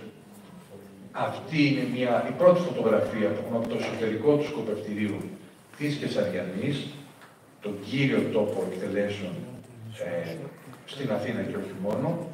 Εδώ να πω ότι επειδή γνωρίζουμε πολύ καλά τη μεγαλύτερη ομαδική εκτέλεση που έγινε την Πρωτομαγιά του 1944 με τους 200, στο χώρο αυτό εκτελέστηκαν τουλάχιστον 650 άτομα, δεν ήταν μόνο 200. Αυτό είναι σημαντικό να το έχουμε στο μυαλό μας. Εδώ είμαστε 1η Νοέμβρη του 1944. Έχει κατέβει ο στρατιωτικός διοικητής του Ελλάς να επιθεωρήσει τον Ελλάς της Αθήνας, ο στρατηγός Στέφανος Σαράφης, και καταθέτει στεφάνι στη μνήμη των θυμάτων στο σκοπευτήριο της Κεσαριανής. Εδώ μια άλλη σπουδαία φωτογραφία είναι το μπλόκο, η μάντρα του μπλόκου της Κοκκινιάς, αμέσως μετά τον μπλόκο της Κοκκινιάς, τις επόμενες μέρες. Ο Μιχάλης Νικολινάκος, ο σπουδαίος αυτός ηθοποιός, έχει τραβήξει, ήταν και φωτογράφος και ζωγράφος, οργανωμένος στο ΕΑΜ. Κοκκινιώτης, τράβηξε τη φωτογραφία και βλέπετε τα συνθήματα που υπάρχουν στις μάντρες πάνω για την εκδίκηση από τον Ελλάς και την ΕΠΟΝ. Σε αυτή εδώ τη μάντρα, από τη μέσα πλευρά, εκτελέστηκαν 75 άνθρωποι. Είναι από τα ελάχιστα που υπάρχουν ακόμη. Έχει μετατραπεί σε μουσείο, αξίζει τον κόπο να πάτε να το επισκεφτείτε.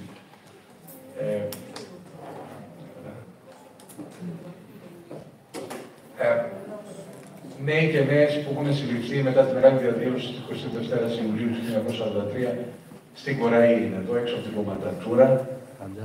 Τα υπόγεια διασώζονται, που έχουν τα μηνύματα, είναι χώρος μνήμης, μπορείτε να το επισκεφτείτε. Προπολεμικοί κομμουνιστές, πολιτικοί κρατούμενοι που παραδόθηκαν από την ελληνική κυβέρνηση στους κατακτητές και εκτελέστηκαν. Και εδώ δύο τελευταίες φωτογραφίες, πολύ σπάνιες, από το εσωτερικό των δικαστηρίων. Εδώ είναι η μεγάλη δίκη της ειδικής ασφάλειας. Αριστερά ο Αλέξανδρος Λάμπου, δίπλα του όλα τα πρωτοπαλίκαρα της ειδικής ασφάλειας. Κατά μια πολύ γενναία γυναίκα, η οποία ήθελε πραγματικά κότσια τον Οκτώβριο, πολλά κότσια. Τον Οκτώβριο του 1945 να δείξεις και να κατανομάσεις αυτούς τους ανθρώπους. Γιατί έπρεπε να τους δείξεις και να τους κατανομάσεις μέσα στην αίθουσα του δικαστηρίου. Η κυρία αυτή έχασε τα δύο τους αδέλφια στον μπλόκο της Καλοβρέζας και τους κατανόμασε. Αλλά δυστυχώς, από ό,τι είπαμε πριν, αυτοί οι άνθρωποι καταδικάστηκαν. Το μικρόφωνο. Λοιπόν, θα συνεχίσω, τελειώνω τώρα. Αυτή είναι η φωτογραφία που έχουμε από το εσωτερικό της Μεγάλης Δίκης. Το κρατάω έτσι. Των κυβερνήσεων, των τριών κατοχικών κυβερνήσεων. Δεξιά βλέπετε είναι ο στρατηγός Τσολάκογλου, δίπλα του ο Ιωάννης Ράλης. Ο Λογοθετόπουλος είχε φύγει, είχε πάει στη Γερμανία, στην Αυστρία για την ακρίβεια, και με άλλους έκαναν εκεί την ελληνική εθνικοσοσιαλιστική κυβέρνηση του 1945. Και αυτά είναι τα τρία βιβλία από τα οποία μελετώ την περίοδο της κατοχής και των Δεκεμβριανών στην Αθήνα. Σας κούρασα λίγο με την πολιολογία, αλλά νομίζω ότι άξιζε τον κόπο να δούμε όσο γίνεται πιο αναλυτικά αυτά τα πράγματα. Είμαι στη διάθεσή σας για ό,τι ερώτηση τυχόν έχετε. Σας ευχαριστώ πολύ.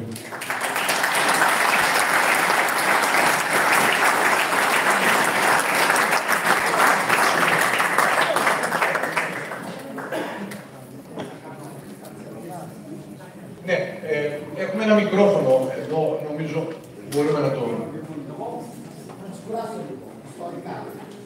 Ναι, παρακαλώ να είμαστε όσο γίνεται πιο σύντομοι για να μιλήσουν όσο γίνεται περισσότεροι οι περισσότερες. Εντάξει. Να μικρύνουμε όσο γίνεται τα. Ναι. Όταν πεθαίνει ο μεταξάς, αναλαμβάνει ο Κοζιάς. Πριν που οι Γερμανοί μέσα στην κατηγορία. Κοζιάς, ναι, σωστά. Πεθαίνει όταν μπήκαν τελικά τους στη Θεσσαλονίκη πιο κάτω. Να είναι πιο κάτω, λέω. Όταν πεθαίνει ο μεταξάς, αναλαμβάνει και ο Κοζιάς. Όταν μπήκαν οι Γερμανοί στη Θεσσαλονίκη πια. Ναι. Αυτοκτόνησε. Μέχρι εδώ, εντάξει. Ναι. Συμφωνώ. Τι έγινε. Όσοι γνωστοί δυσύλλογοι, να μην λέω ονόματα, όπως γνωστά, και καλώς έγινε αυτά που γίνανε, που λέτε κι εσείς. Ήταν 4 που υπογράψανε στην κατοχή, να μπουν οι Γερμανοί μέσα. Δεν το έκανε μοναχός του, δεν πήρε μόνο μια απόφαση ένας. Τι λέμε ο ένας φταίει, μονάχα. 4 στρατηγοί πήραν την απόφαση. Αυτοί οι 4 πήραν μια απόφαση για την Ελλάδα. Και ακόμα τα πολεμούσαν εκεί πάνω. Μέχρι τη Μακεδονία, μέχρι τους Άγιους Σαράντα, της Αλβανία ακόμα. Το ερώτημα, θέλετε. Η ερώτηση ποια είναι. Ότι όλα αυτά γίνανε, λέγανε όταν ήταν οι δυσύλλογοι, λέγανε κατά τον κομμουνισμό. Να μην αναφέρω τον Γιώργο Μπούλο τι έχει κάνει ιστορικά. Το Γιώργο Μπούλο, αν έχετε αναφορά. Στην Μακεδονία. Ναι. Το Γιώργο Μπούλο τι έκανε χειρότερο. Ναι, να πούμε το ερώτημα μόνο και να. Ωραία, το ερώτημα είναι το σήμερα. Φταίγαν οι κομμουνιστές πάντοτε σε αυτό το θέμα των βασανιστών. Δεν φταίγαν οι κομμουνιστές πάντοτε αυτό που κάνανε βασανιστήρια πάνω στους. Δεν το καταλάβω. Λέω, έκανε πάντοτε οι δυσύλλογοι που βασανιζόταν πάνω στο όνομα της δημοκρατίας που λέγανε αυτοί οι κομμουνιστές. Φταίγαν πάντοτε το κουπέ, το λέγανε. Ο κομμουνισμός στην Ελλάδα. Δεν φταίγαν οι άλλοι. Είπα από ό,τι ευθύνη.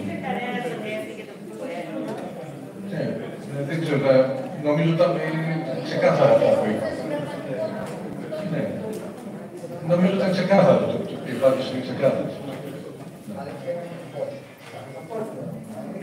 Είναι δυνατόν να λέμε ότι δεν φταίγαν οι δοσύλλογοι. Όχι. Νομίζω είναι ξεκάθαρο. Ναι, στην κυρία θα σας δώσω το μικρόφωνο. Αν θέλετε να κάνουμε πρώτα ένα κύκλο και μετά.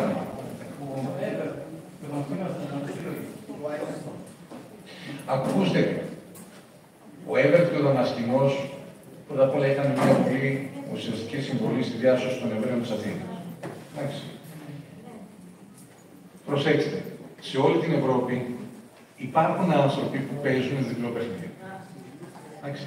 Υπάρχουν άνθρωποι δηλαδή που καταδίδουν κομμουνιστές, γιατί αυτό είναι που γίνεται σε όλη την Ευρώπη, ή τέλος πάντων αντιστασιακούς, και παράλληλα κερδίζοντας την εμπιστοσύνη των Γερμανών, δίνουν πληροφορίες στους συμμάχους, στο Κάιρο ή στο Λονδίνο. Δεν λέω ότι αυτό έκανε ο Έβερτ. Λέω ότι το θέμα της συνεργασίας δεν είναι μια ξεκάθαρη εικόνα. Όπως, ας πούμε, στην περίπτωση αυτών που μπήκαν στα τάγματα ασφαλείας, πήρε όπλο, στράφηκε κατά της αντίστασης και σε τους πήρε όπλα από τους Γερμανούς και πολέμησε στο πλάι τους. Υπάρχουν και πολλές άλλες μορφές συνεργασίας που είναι πολύ δύσκολο να κάνουμε μια καθαρή τεκμηριωμένη εικόνα. Εγώ τεκμηριωμένα δεν μπορώ να σας απαντήσω αν ο Έβερτ ήταν δόσιλος. Πρέπει να έχω αποδείξει για να το πω αυτό. Πρέπει να έχω τεκμήρια. Μισό λεπτό, μην κάνουμε διάλογο, δηλαδή. Ναι, μισό λεπτό. Ναι.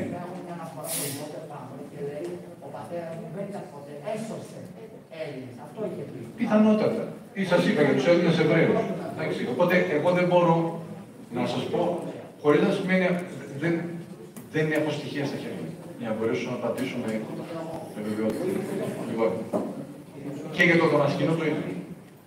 Δεν έχω στοιχεία στα χέρια. Δεν μπορώ να. Δεν σ' άκουσα. Ναι, ότι όχι σε μια κυβέρνηση δεν συνεπάγεται ότι κάποιος είναι δοσίλος. Δηλαδή, μην το. Ο προηγούμενος αρνήθηκε, προσέξτε. Σε αρκετά πράγματα πρέπει να πούμε οι θεσμοί, εκκλησία, στρατός, σώματα ασφαλείας κτλ. Έχουν μια δική τους λογική λειτουργία. Θα πρέπει να δούμε τι μας έρχεται από το Μεσοπόλεμο για την περίπτωση της Εκκλησίας. Γιατί όρκησε, δεν δέχτηκε να ορκίσει ο ένας και ο Χρήσανθος και όρκησε ο Ρωμάς κοινός.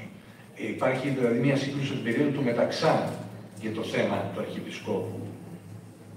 Ναι, μεν η κατοχή και ο πόλεμος είναι μια μεγάλη τομή, αλλά έρχονται και συνέχειες. Αν δούμε την κατοχή μόνο ξεκινώντας από τον Απρίλιο του 1941 και μετά, θα μας φύγουν πολλά πράγματα. Δεν θα καταλάβουμε πολλά πράγματα. Ναι, το μικρόφωνο δεν το έχω. Θα μιλήσουμε όλοι με την μουσική. Όπου... Μόνο μια ερώτηση. Συνεργασία σε οικονομικό επίπεδο. Ναι. Αναφέρατε ένα όνομα, Βουλγιώτης. Ναι. Άλλα ονόματα. Άλλοι μεγάλοι οικονομικοί όμιλοι που προέκυψαν από τη συνεργασία. Υπάρχουν τέτοια ιστορικά στοιχεία. Ακούστε, υπάρχουν. Είναι πολύ δύσκολο να μπορέσουμε να τα εντοπίσουμε. Για παράδειγμα, το αρχείο του Συνδέσμου Ελλήνων Βιομηχάνων είναι κλειστό, δεν έχουμε πρόσβαση. Για να μπορέσουμε να δούμε ποιες επιχειρήσεις αναπτύσσονται, μεγαλώνουν ή ιδρύονται στα χρόνια της κατοχής. Ξέρουμε από τη δουλειά του συναδελφού μου του Βασίλη του Μανουσάκη, που είναι ό,τι καλύτερο, το δαχτυλικό του, ό,τι καλύτερο έχουμε για την οικονομία της κατοχής. Ξέρουμε ότι ιδρύονται στα χρόνια της κατοχής 3.500 επιχειρήσεις. Ξέρουμε ότι μεγαλώνουν επιχειρήσεις, αναπτύσσονται, μεγαλώνουν επιχειρήσεις που προϋπήρχαν. Εγώ λέω και αυτό, ξέρετε, είναι πέρα από συγκεκριμένες περιπτώσεις. Εγώ αναφέρω περιπτώσεις στο βιβλίο και ονόματα, γιατί πρέπει να προσωποποιηθεί όπως προσωποποιούμε το φαινόμενο της αντίστασης, έτσι πρέπει να προσωποποιηθεί. Έχω πάντα έτσι κάνω στα βιβλία μου. Δεν μπορούσα να γράψω αυτό το βιβλίο με αρχικά. Αυτό δεν σημαίνει ότι αυτό το βιβλίο το έγραψα για να καταγγείλω τον τάδε ή την τάδε. Εμένα με ενδιαφέρει να καταλάβουμε τον μηχανισμό. Αυτή είναι η ουσία. Ναι, είναι ενδιαφέρον να δούμε τι έκανε ο τάδε γνωστός επιχειρηματίας ή ο τάδε γνωστός πολιτικός κτλ. Συμφωνώ απόλυτα. Αλλά αν δεν καταλάβουμε το μηχανισμό μέσα από και το πολιτικό πλαίσιο το οποίο γέννησε τη συνεργασία, θα χάσουμε τη μεγάλη εικόνα. Θα μείνουμε μόνο με το ανεκδοτολογικό. Α, ξέρεις, ο τάδε έγινε επικατοχής γιατί συνεργαζόταν με τους Γερμανούς. Ωραία. Και το και με ενδιαφέρει. Όχι το ότι ο τάδε, μόνο ότι ο τάδε συνεργάστηκε. Βλέπουμε περιπτώσεις μέσα στο βιβλίο, όμως υπάρχει, εδώ θέλουμε εστιασμένες μελέτες, δηλαδή θέλουμε μια δουλειά που θα αφορά μόνο την οικονομική συνεργασία. Γιατί είναι το μεγαλύτερο, το πιο ευρύ πεδίο συνεργασίας σε όλη την Ευρώπη, όχι μόνο στην ελληνική περίπτωση.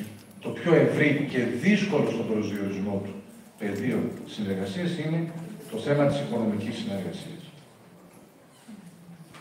Γενικά, όποια επιχείρηση υπήρχε πριν την κατοχή και συνέχισε να υπάρχει και μετά, κρατήστε ένα αστερίσκο να δείτε πώς. Ναι, ήθελα να ρωτήσω. Α, είναι η κυρία, θα έρθουμε και εσάς. Είναι η κυρία Φωτζά. Συγγνώμη. Ναι. Ήθελα να σας συγχαρώ και να σας ευχαριστήσω για αυτή την έρευνα. Και δεν είναι σχήμα λόγου, επειδή μας παρουσιάζετε το βιβλίο σας σήμερα. Μας αφορά όλους, μας αφορά προσωπικά, μας αφορά κοινωνικά, αφορά το παρελθόν, αλλά αφορά και το σήμερα. Γιατί οι δοσύλλογοι είναι αυτοί που στελέχωσαν από ό,τι φαίνεται το νέο ελληνικό κράτος μετά.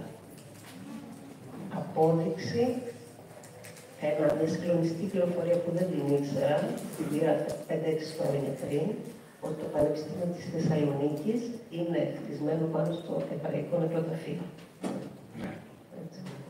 Και είναι πολύ σημαντικό που αυτή την έρευνα την κάνετε για τον νομό Αττικής, στον οποίο ζούμε. Τώρα, θα προχωρήσω σε μια ερώτηση. Στην έρευνά σας δυσκόλεψε το γεγονός ότι είχαν καεί φάκελοι του Πασόκ? Ναι, δεν είναι επί Πασόκ, είναι επί Οικουμενικής. Ακούστε, το καύσιμο των φακέλων στην Καλλιβουργική, 17,5 εκατομμύρια φάκελοι. Για εμάς τους ιστορικούς είναι το μεγαλύτερο έγκλημα που είναι ποτέ. Αλλά προσέξτε εδώ το ενδιαφέρον ποιο είναι. Δεν διαφώνησε κανένας. Πανηγυρικά τους κάψανε. Όλο το πολιτικό προσωπικό πανηγυρίζοντας όλες οι συλλογικότητες, επαγγελματικές, πολιτιστικές, σύλλογοι ποντίων, κριτών, υπηρετών, οι πάντες. Οι μόνοι που γραπτά διαμαρτυρήθηκαν ήταν οι Έλληνες ιστορικοί, αλλά ήταν πολύ λίγοι κύρος. Δεν είχαν καμία δύναμη. Οπότε, το έγκλημα που κάναμε στη Χαλιβουργική τότε, δεν θα καταλάβουμε ποτέ το μέγεθος του εγκλήματος που κάναμε. Κοιτάξτε πόσο πιο όρημα το χειρίστηκε η γερμανική κοινωνία. Όταν έπεσε το καθεστώς του υπαρκτού ανύπαρκτου σοσιαλισμού, όταν έπεσε το τείχος, οι αρχές της Ανατολικής Γερμανίας επιχείρησαν να καταστρέψουν το αρχείο της Στάζη. Η Στάζη ήταν μια υπηρεσία ασφαλείας του κομμουνιστικού καθεστώτος, η οποία έκανε τη ζωή των ανθρώπων αφόρητη στην Ανατολική Γερμανία. Οι ίδιοι οι Ανατολικοβερολινέζοι έκαναν ανθρώπινη ασπίδα γύρω από το κτίριο της Στάζη. Επί μέρες. Και έτσι σώσαν αυτό το αρχείο. Και πλέον αυτό το αρχείο μπορεί οποιοδήποτε και οποιαδήποτε να πάει να το μελετήσει. Αυτοί λοιπόν το κάνανε με κίνδυνο. Δεν ήταν απλό πράγμα αμέσως μετά την πτώση του τείχους να κάνεις μια τέτοια πράξη. Εμείς πανηγυρικά με τα όρια και ζουρνάδες τα κάψαμε. Αυτή είναι η πραγματικότητα, καταλάβατε. Η αλήθεια είναι πολύ σκληρή. Είμαστε μια χώρα με μια πολύ μεγάλη ιστορία, όντως ισχύει, αλλά δεν ξέρετε. Και να έχουμε ιστορική κουλτούρα. Αυτό είναι κάτι και θα το πληρώνουμε πάντα. Δεν γίνεται. Πληρώνουμε πάντα, δυστυχώς. Ναι,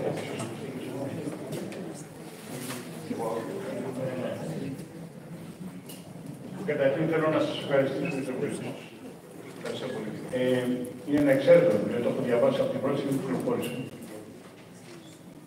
Και φωτίζει μια περίοδο για την οποία το σύγχρονο ελληνικό κράτος στηρίζει γη ηχθείως. Όπως είπατε, με πολλή οργάνωση, με πολλή επιμέλεια, έχει καταστρέψει κάθε ιστορική μνήμη που δεν ήταν χρήσιμη σε εμάς σήμερα. Λίγο το βιβλίο σας, λίγο το βιβλίο της κόρης του Βουτιώτη, λίγο κάποιες μελέτες του ασκή των αρχείων, των ιστορικών αρχείων, μας δίνουν εικόνες. Σε πολλές περιπτώσεις έχουμε την συνδρομή των Εγγλέζων μετά τα Δεκεμβριανά προς σωτηρία των σύλλογων, όπως έγιναν στις φιλικές αφαίρονται. Όταν το Σύνταγμα του Ελλάς επιτέθηκε στις φιλικές για να συλλάβει μία μερίδα των σύλλογων που ήταν εγκλεισμένοι εκεί, τους σώσαν οι Εγγλέζοι και τα κανόνια τους. Ήθελα να κάνω μία ερώτηση. Είχατε κάποιο αντιμάμαλο, δηλαδή κάποια αντίδραση απειλητική ίσως εξαιτίας της πληροφορίας του βιβλίου? Όχι. Δεν είχα κανένα πρόβλημα. Ούτε κατά τη διάρκεια της έρευνας, τώρα ποιος δεν είναι δεκάρα κάποιος ασχολείται με το σύλλογο. Ούτε και μετά. Γιατί νομίζω καταλαβαίνουν και οι άνθρωποι που μπορεί να αναφέρονται προγονείς τους μέσα ή τέλος πάντων να έχουν κάποια σχέση με αυτούς τους ανθρώπους, ότι στόχος μου είναι να καταλάβω το φαινόμενο και να το αναδείξω και όχι να καταγγείλω τον τάδε ή την τάδε. Δεν είναι αυτό το στόχο. Απλά δεν μπορούμε να μιλάμε για το παρελθόν, δεν μπορούμε να κάνουμε ιστορία χωρίς ονόματα. Δεν φταίω εγώ. Αυτοί το κάνουν. Να προσθέσω κάτι σε αυτό που είπε τώρα ο Μανώλης για τους δοσύλλογους που ήταν έγκλειστοι στις φυλακές Αβέρων. Ναι. Την περίοδο των Δεκεμβριανών, το Δεκέμβριο του 1944, υπήρχαν φυλακισμένοι 450 περίπου δοσύλλογοι. Μεταξύ αυτών οι δύο πρωθυπουργοί, ο Τσολάκογλου, ο Ράλης και πολλοί άλλοι. Στις 18 του Δεκέμβρη, ο Ελλάς έκανε επίθεση για να πάρει τους φυλακισμένους αυτούς και να τους περάσει από λαϊκό δικαστήριο, γιατί από ό,τι αποδείχθηκε έμειναν ατιμόρυτοι. Επιτέλους ο Ελλάς, οι φύλακες, ήταν περίπου 100 χωροφύλακες που φιλούσαν τους δοσύλλογους. Από ό,τι έχει υποθεί, έδωσαν όπλα στους δοσύλλογους και αμήνθηκαν και τελικά διασώθηκαν επειδή επενέβησαν με άρματα οι Άγγλοι και η ορεινή ταξιαρχία. Ο επικεφαλής της δύναμης του Ελλάς, που επιτέθηκε στις φυλακές, ήταν ο Σταύρος ο Μαυροθαλασσίτης. Ο Σταύρος ο Μαυροθαλασσίτης, ένας άνθρωπος που πέρασε από φυλακίσεις, από εξορίες, είχε πολύ μεγάλη ταλαιπωρία.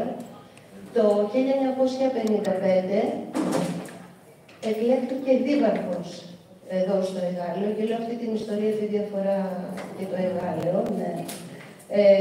Και έμεινε δήμαρχος μέχρι τη Χούντα. Και μετά επανεξελέγει 76 με 78, κάπου εκεί. Και μάλιστα το γήπεδο ποδοσφαίρου εδώ στο Εγάλεο έχει το όνομά του. Ο Μανώλης είναι ο γιος του Σταύρου του Μαυροθαλασσίτη. Αυτό ήθελα να συμπληρώσω.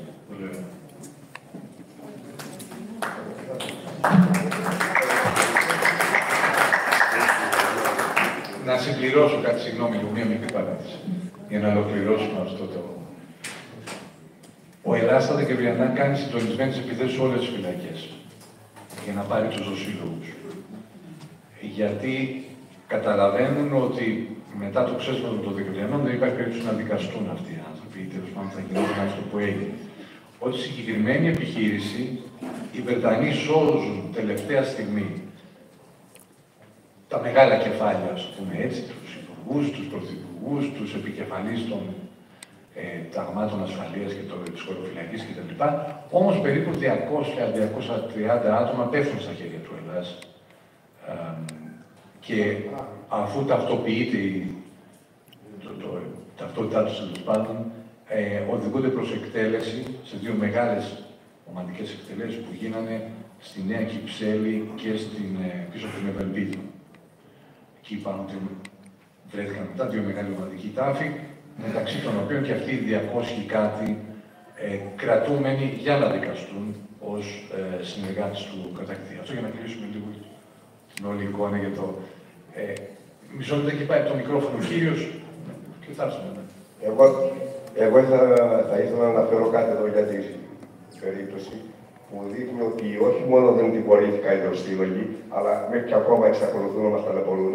Είναι μια χαρακτηριστική περίπτωση ενός Κωνσταντίνου Παπαδόπουλου, βουλευτή Κυρκής τότε, που αυτός πολεμούσε με τη γερμανική στολή εντυμένος. Αυτός μετέπειτα ο άνθρωπος βγήκε 7 φορές βουλευτής με την κυβέρνηση του Εθνάρχη και συγκεκριμένα το Μάρτιο του 1963 είχε χτυπήσει τον Γρηγόρη Γιάνναρο μέσα στη Βουλή, τον εφιαλίκωσε ο Λαμπράκης, δεν τον σκοτώσω τον Λαμπράκη. Και επίσης ήθελα να αναφέρω μια που αναφέρεται εκεί στη Μέρλη, με τα πολυκαταστήματα που είναι ο Κότος, μια άλλη περίπτωση. Κάπου στην Καλαμάτα, στην Καρδαμήλη, υπάρχει ένα κτίριο που κάνει εκτελέσεις. Το λέγανε το κάτεργο του Καλέρι. Και είχαν εκτελέσει 120 άτομα. Τώρα αυτή τη στιγμή επάνω εκεί είναι ένα πολυτελής ξενοδοχείο με πισίνες και την τραγικότητα του θέματος. Ευχαριστώ και σιγά. Ευχαριστώ και εγώ. Γεια σας και από μένα. Εγώ άκουσα που είπατε πριν ότι υπάρχουν από τα 20.000 άτομα που γίνανε οι μηνύσεις, 900 καταδικασμένοι και σε περίοδο που δεν θα μπορούσαμε να πούμε ότι είναι δημοκρατική, 900 σίγουρα καταδικασμένοι πάντως. Ναι. Τα ονόματα θα δημοσιευτούν, είναι δημοσιευμένα, είναι προσβάσιμα στο κοινό. Ακούστε, τα ονόματα αυτά είναι πρώτα απ' όλα το αρχείο, τα αρχεία αυτά, Ειδικό Δικαστήριο Αθηνών και Πειραιά, υπάρχουν στα γενικά αρχεία του κράτους. Μπορεί οποιοδήποτε και οποιαδήποτε να πάει. Εντάξει, είναι κάτι περισσότερο από 40-50.000 χειρόγραφες σελίδες. Μπορείτε, αν θέλετε μια συγκεκριμένη δίκη ή κάποιες συγκεκριμένες δίκες, μπορείτε να πάτε να τις βρείτε. Βέβαια, πρέπει να ξέρετε περίπου την ημερομηνία που έγινε η δίκη για να μην χαθείτε σε αυτό το ατελείωτο όγκο. Τα ονόματα. Ακούστε, τα ονόματα εγώ τα έχω όλα. Απλά δεν βοηθά σε κάτι να βγάλω τώρα μία λίστα με 5.000 ονόματα.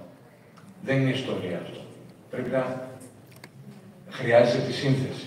Να βάλω μία λίστα με 5.000 ονόματα, ωραία. Και εμένα δεν με ενδιαφέρει αυτό. Εμένα με ενδιαφέρει να μπορέσουμε να κατανοήσουμε κάποια πράγματα μέσα από αυτή τη διαδικασία. Βασιλείος Τέλειος, δηλαδή. Καταρχήν, έχουμε δήλωση του κ. Σπουλαρίκη που ήταν υπουργός Δημόσιας Τάξης, αλλά τον άκουσα και εγώ σε μια συνάντηση που είχαμε για άλλες θέσεις, ότι οι φάκελοι ήταν 31.500.000. Το αφήνω σχολίαστο, γιατί η δήλωση είναι το 1984, αν δεν κάνω λάθος. Το κλείνω αυτό, γιατί δεν μπορώ να πάω παρακάτω. Ενδιαφέρον. Επίσημα ξέρουμε ότι είναι 17,5 εκατομμύρια.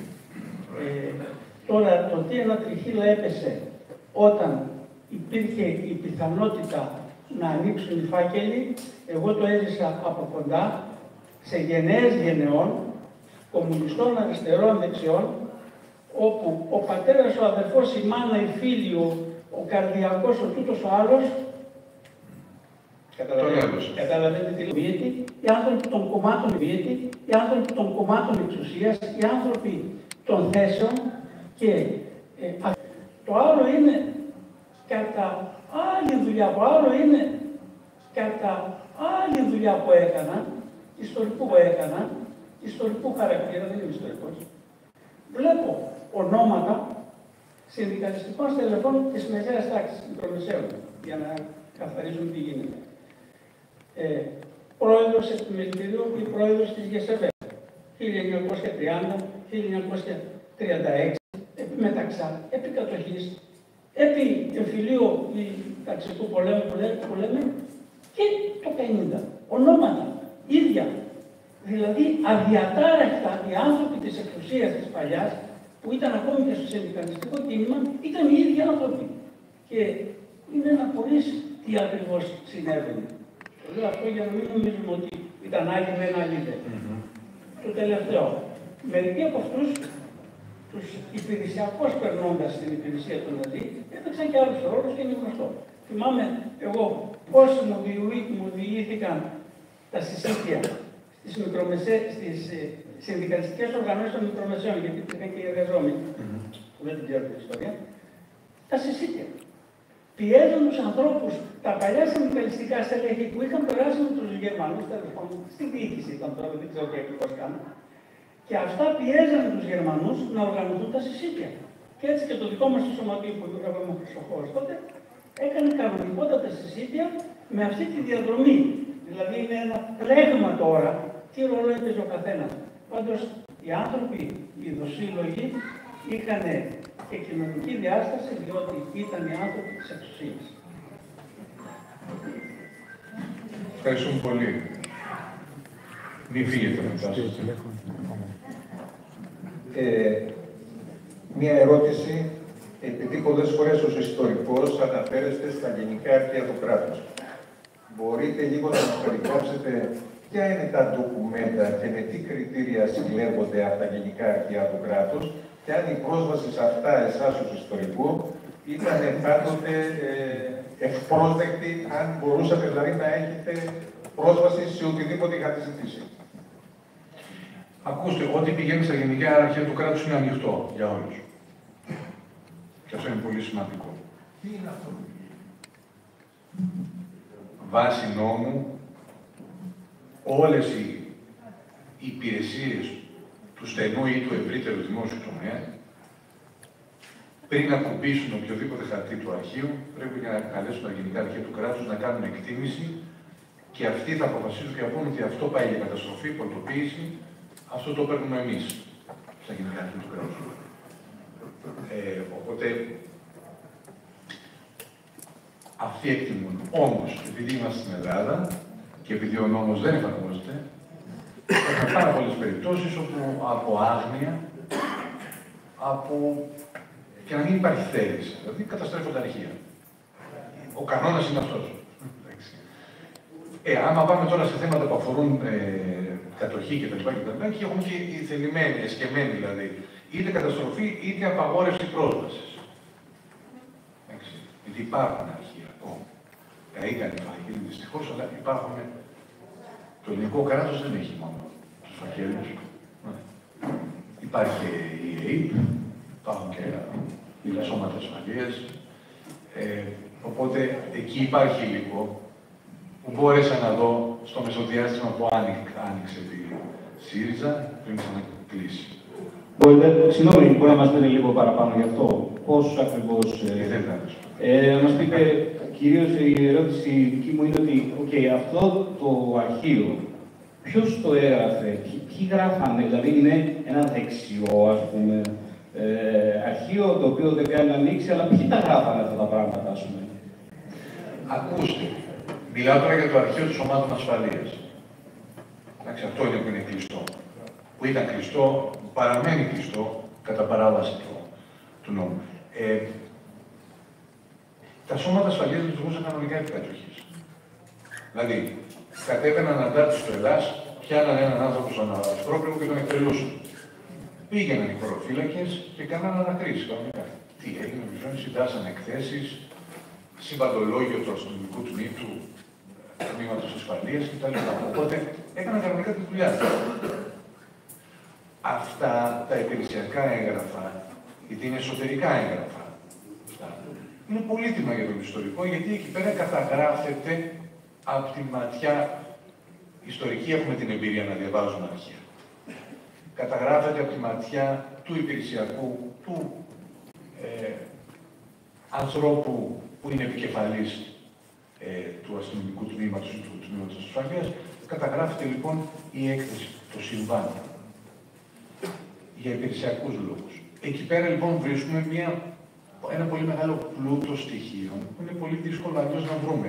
Τα αστυνομικά τμήματα είναι η ακτινογραφία σε τοπικό επίπεδο της καθημερινότητας. Δεν έχουμε άλλο φορέα σε τόσο πλούσια και συστηματική καταγραφή. Οπότε, αν είχαμε εμείς στα χέρια μας το αρχείο αυτό των ελληνικών σωμάτων ασφαλείας, θα μπορούσαμε να γράψουμε πολύ καλύτερα την ιστορία. Τώρα, γιατί δεν το έχουμε στα χέρια μας, είναι πολιτική. Παράδειγμα, έχουμε συμπληρώσει 100 χρόνια κλειστά αρχεία, γιατί αυτά είναι κλειστά όχι μόνο της κατοχής, αλλά την περίοδο του Μεταξάνη. Συγγνώμη, τη δεκαετία του 20, ο Βενιζέλου είναι κλειστά. Οπότε έχουμε συμπληρώσει 100 χρόνια κλειστών αρχείων. Μας είπατε για τη σύγκρουση μιας μηνύσης που τελικά έγιναν και δεν υπερέχουν. Τελικά 200 μόνο. Ναι, περίπου 300.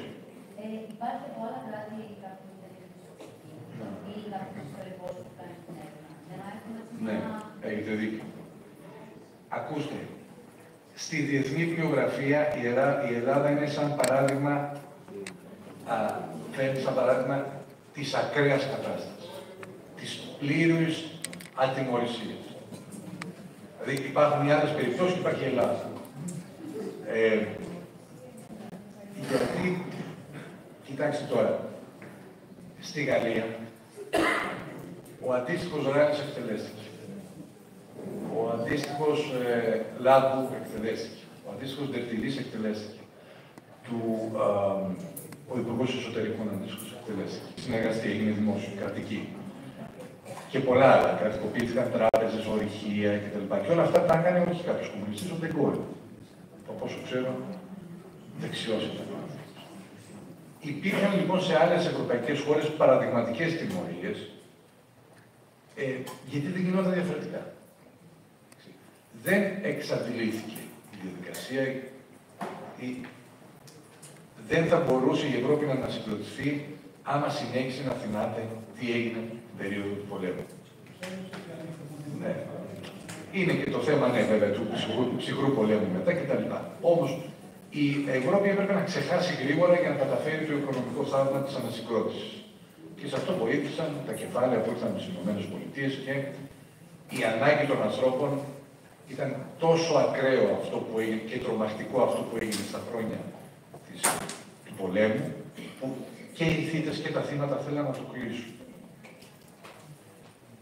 Η εικόνα των Εβραίων, των λίγων Εβραίων που γύρισαν στην Πολωνία, στην πόλη τους, το 1946 και τους μάζεψαν ομαδικά, τελετουργικά τους σκότωσαν στο ξύλο στην Κεντρική Πλατεία, ή Πολωνοί που εντωμεταξύ είχαν πάρει τα σπίτια τους, είναι μια εικόνα πέρα από σοκαριστική, άκρο σοκαριστική, της πραγματικότητας που δημιουργήθηκε αμέσως μετά. Τελείωσε ο πόλεμος, αυτή είναι η κατάσταση και όποιος έρθει είτε να μας θυμίσει τι έγινε, είτε να διεκδικήσει αυτό που είχε, είναι απόβλητος. Έτσι λοιπόν καταφέραμε το οικονομικό θαύμα της Ευρωπαϊκής Ένωσης λίγα χρόνια μετά.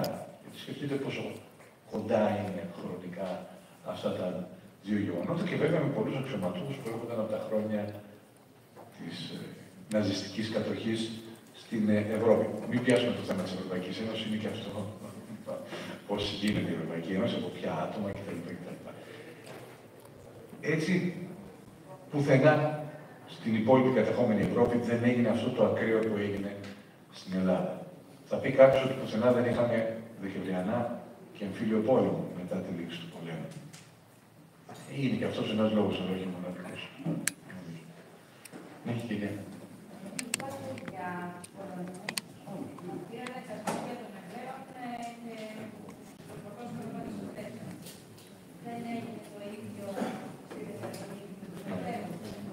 Ναι, και βέβαια έγινε το ίδιο.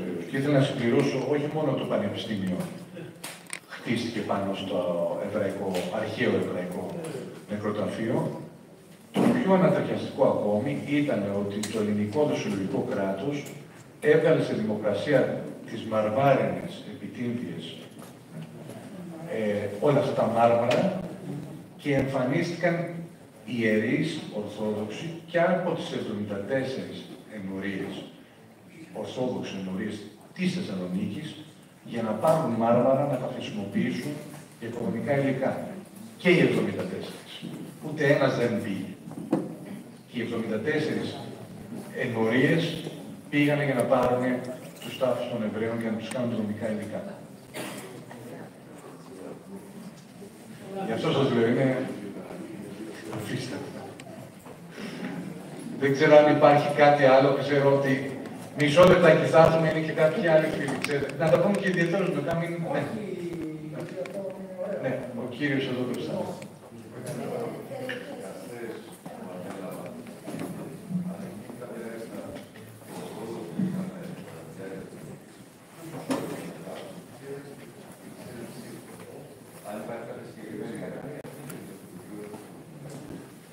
Ακούστε, ό,τι καλύτερο έχουμε για τις δίκες, για τον τρόπο που το δικαστικό σύστημα διαχειρίζεται το ζήτημα αυτό, είναι το Δημήτρη του Κουσουρή. 10 χρόνια περίπου πίσω, η δίκη στο Δοσιλό, που είναι επικεντρωμένο στην ειδικό δικαστήριο Αθηνών. Ο Δημήτρης δεν είχε. Μετά βρήκαμε και το Πειραιά. Δεν το έχει προλάβει το Πειραιά όταν έγραφε τη διατριβή του.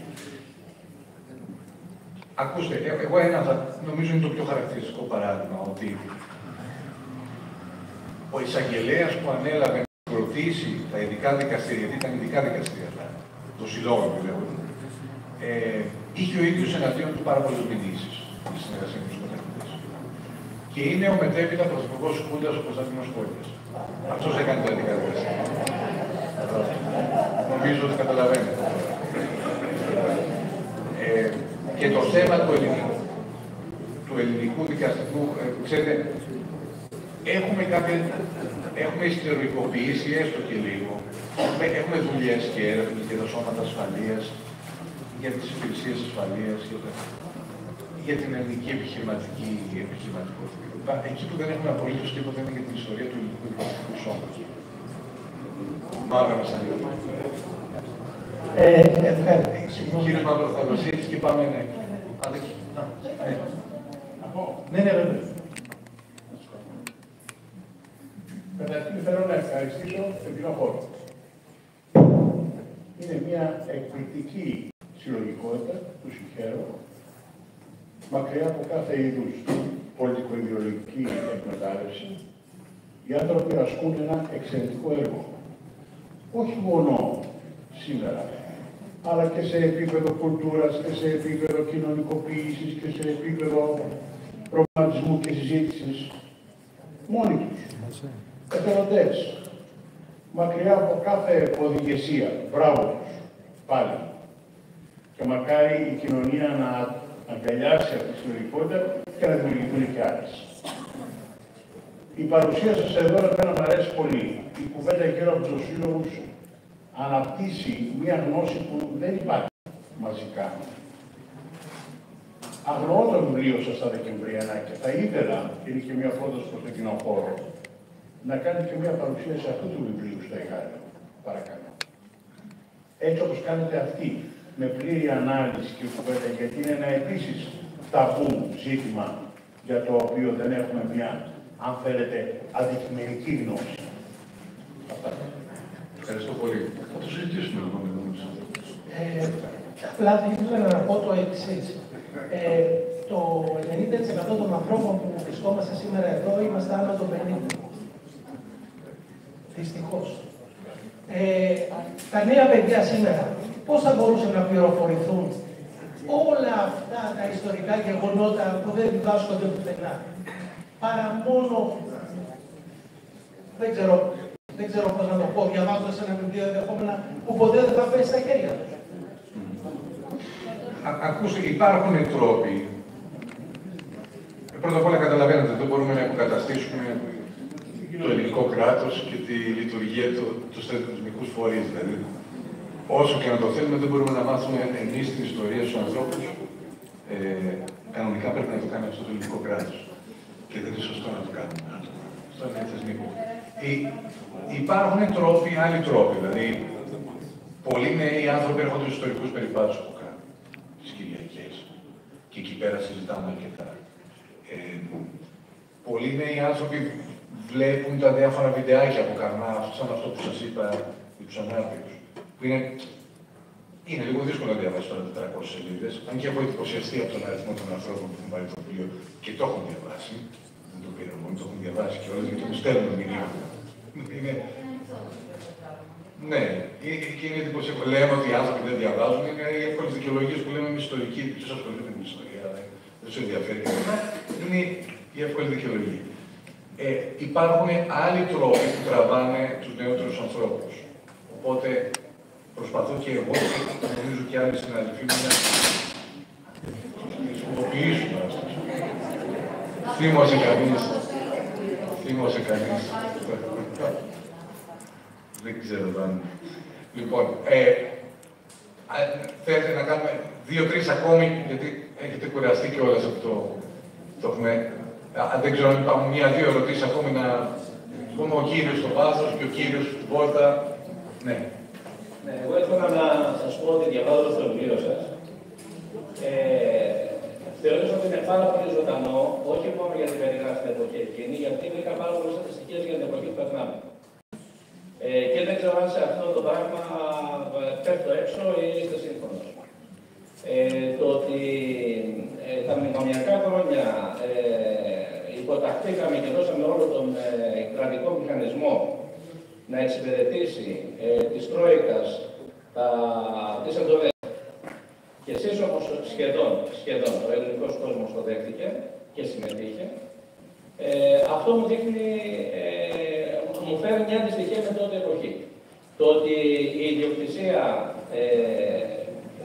ξαναμοιράστηκε όχι πλέον σε δοσύλλογους αλλά στις τράπεζες μεταφάνς, σε άγνωστα χέρια κλπ. Εγώ έβραζα ότι αυτό το πράγμα υπάρχει μια αντιστοιχία για σήμερα. Το ότι οι κρατικές υπηρεσίες σε οποιαδήποτε αυθαιρεσία του κράτους, που συμβαίνει, ας πούμε αναπολίτες, που θα έχει γεμίσει η Ελλάδα χωρίς άδειες, χωρίς τίποτα κλπ. Είναι πράγματα τα οποία αυθαίρετα υπάρχουν σήμερα και θυμίζει την αυθαιρεσία στη γερμανική εποχή που υπήρχε ένα κράτος, μια κυβέρνηση μάλλον, που εξυπηρετούσε τα συμφέροντα τότε.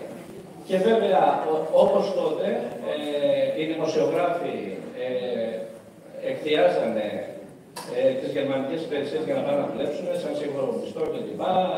Από ό,τι διάβασα, τους στέλνανε και στη Γερμανία, λέγοντας ότι περνάνε ιδανικά εκεί πέρα και υπήρχαν αντίστοιχα ρεπορτάζ.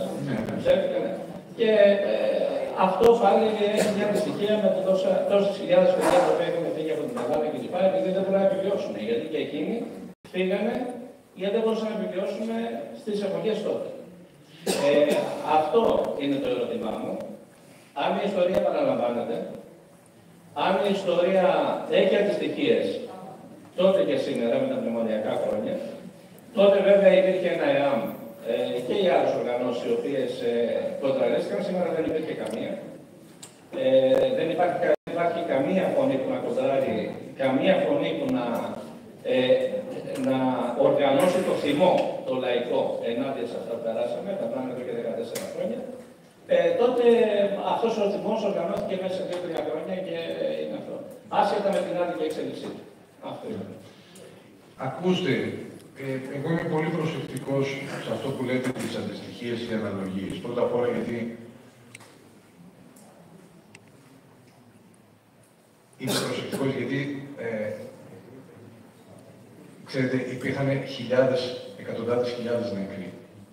Υπήρχαν άνθρωποι, δηλαδή αυτά που ζήσαν οι άνθρωποι την περίοδο της κατοχής, ούτε να τα φανταστούμε δεν μπορούμε εμείς. Οπότε εγώ δεν θέλω να συγκρίνω αυτά που ζούμε, τα δύσκολα, τα απάνθρωπα, πείτε το όπως θέλετε, με αυτά που ζήσαν οι άνθρωποι τότε, γιατί νομίζω ότι είναι διαπράττω μια ιεροσυλία απέναντι στη μνήμη αυτών των ανθρώπων.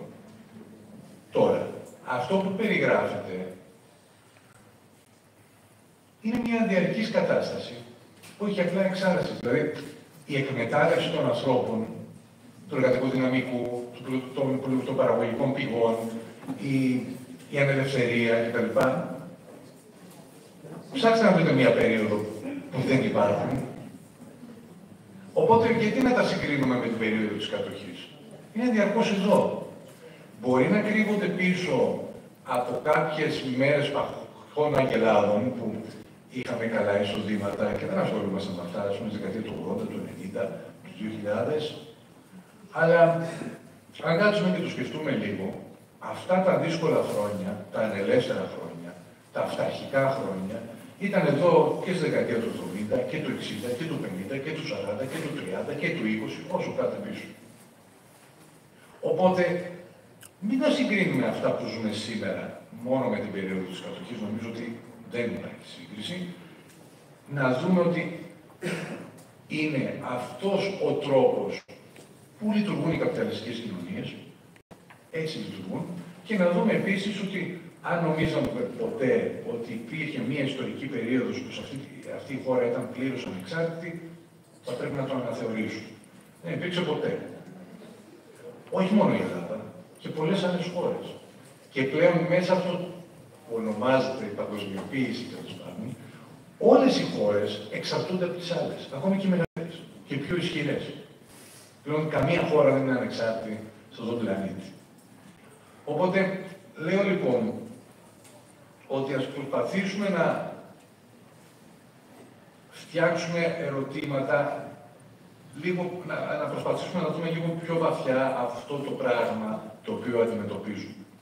Γιατί μόνο έτσι μπορούμε να μπούμε σε ένα ουσιαστικό τρόπο να βρούμε λύσεις.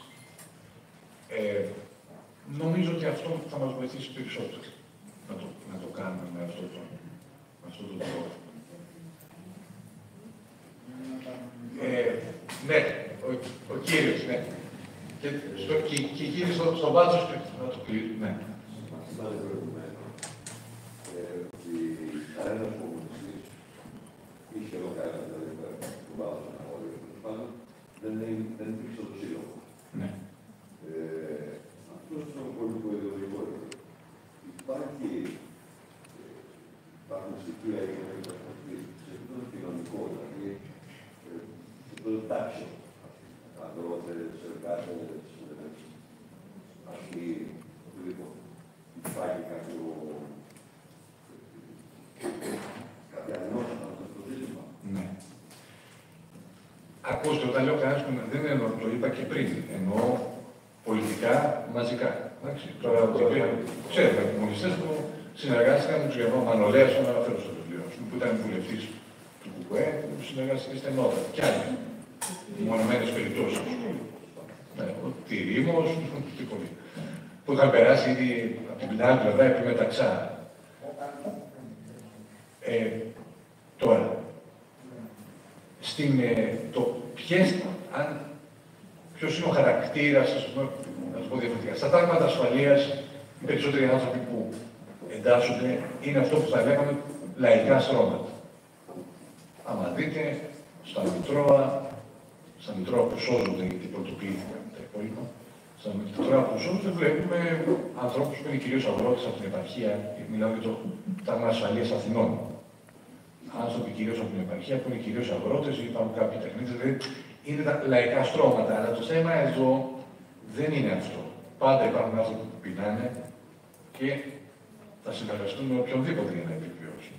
Το θέμα είναι ποιοι έχουν την πολιτική πρωτοβουλία. Και την πολιτική πρωτοβουλία την έχει αυτό που λέμε η ελίτ, η άρχουσα τάξη της περίοδου. Η επιχειρηματική, η στρατιωτική και η πολιτική. Δηλαδή, οι άνθρωποι που συναντιούνται και συζητάνε για τη συγκρότηση των δραγμάτων ασφαλείας είναι ο Βουλπιώτης, είναι ο στρατηγός Πάγκαλος, είναι ο Γονατάς, ο στρατηγός Γονατάς, είναι ο Ιωάννης Ράλης και είναι διάφοροι άνθρωποι, αλλά αυτοί είναι κυρίως που αναλαμβάνουν την πρωτοβουλία.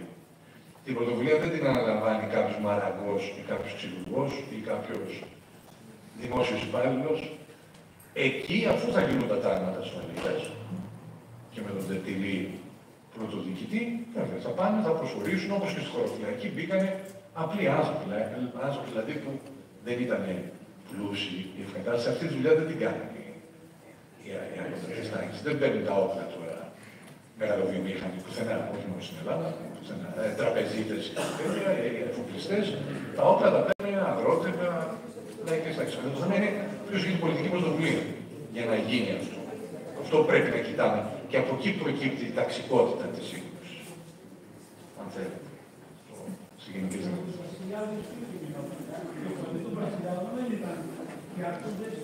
Ναι. Πολύ γρήγορα για να σας φύγει. Αλλά ήταν σημεροπόλεμος, αυτό μας λέτε. Πώς? Σημεροπόλεμος ήταν.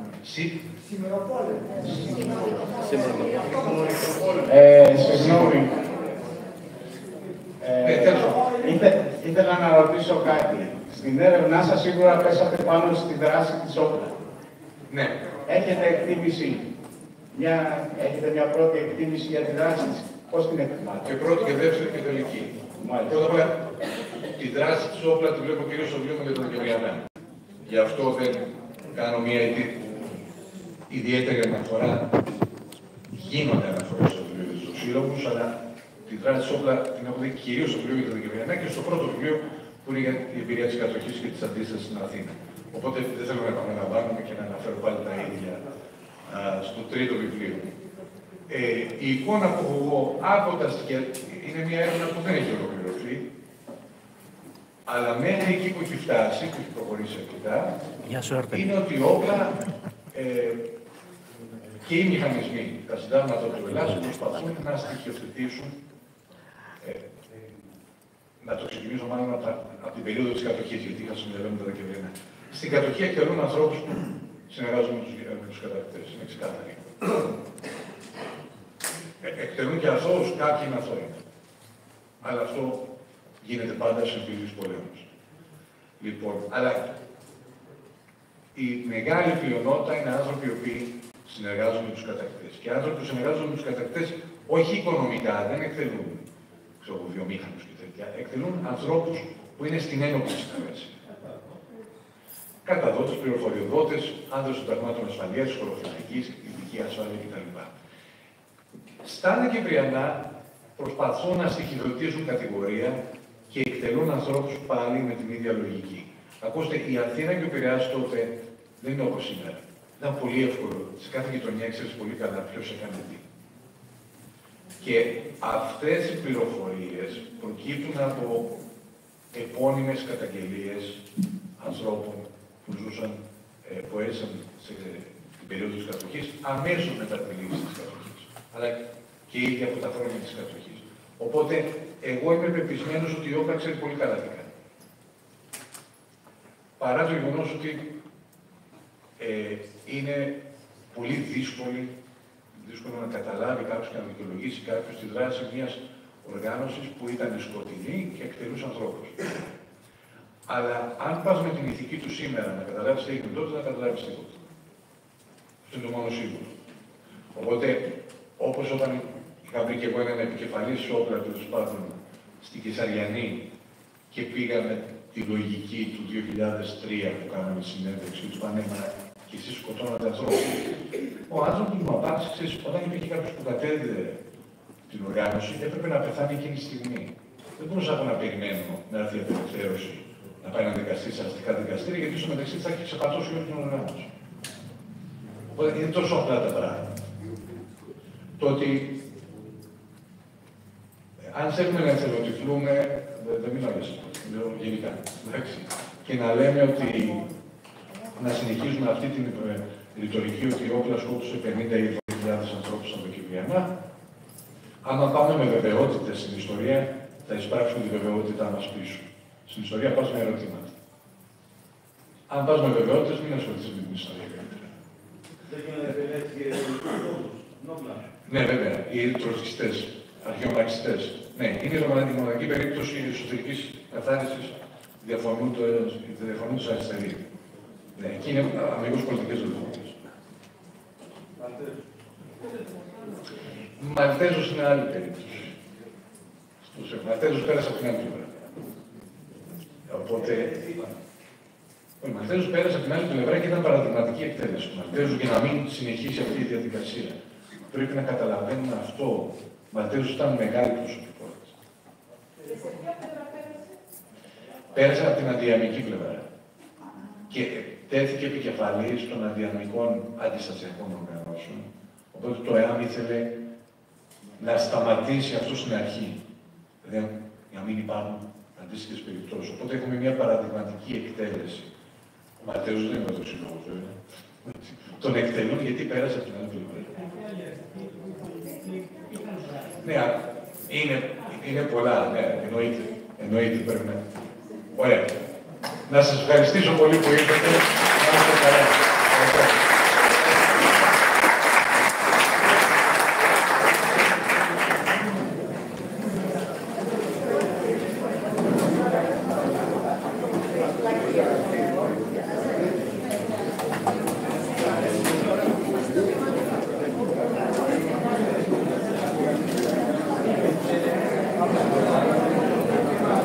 Κώστα.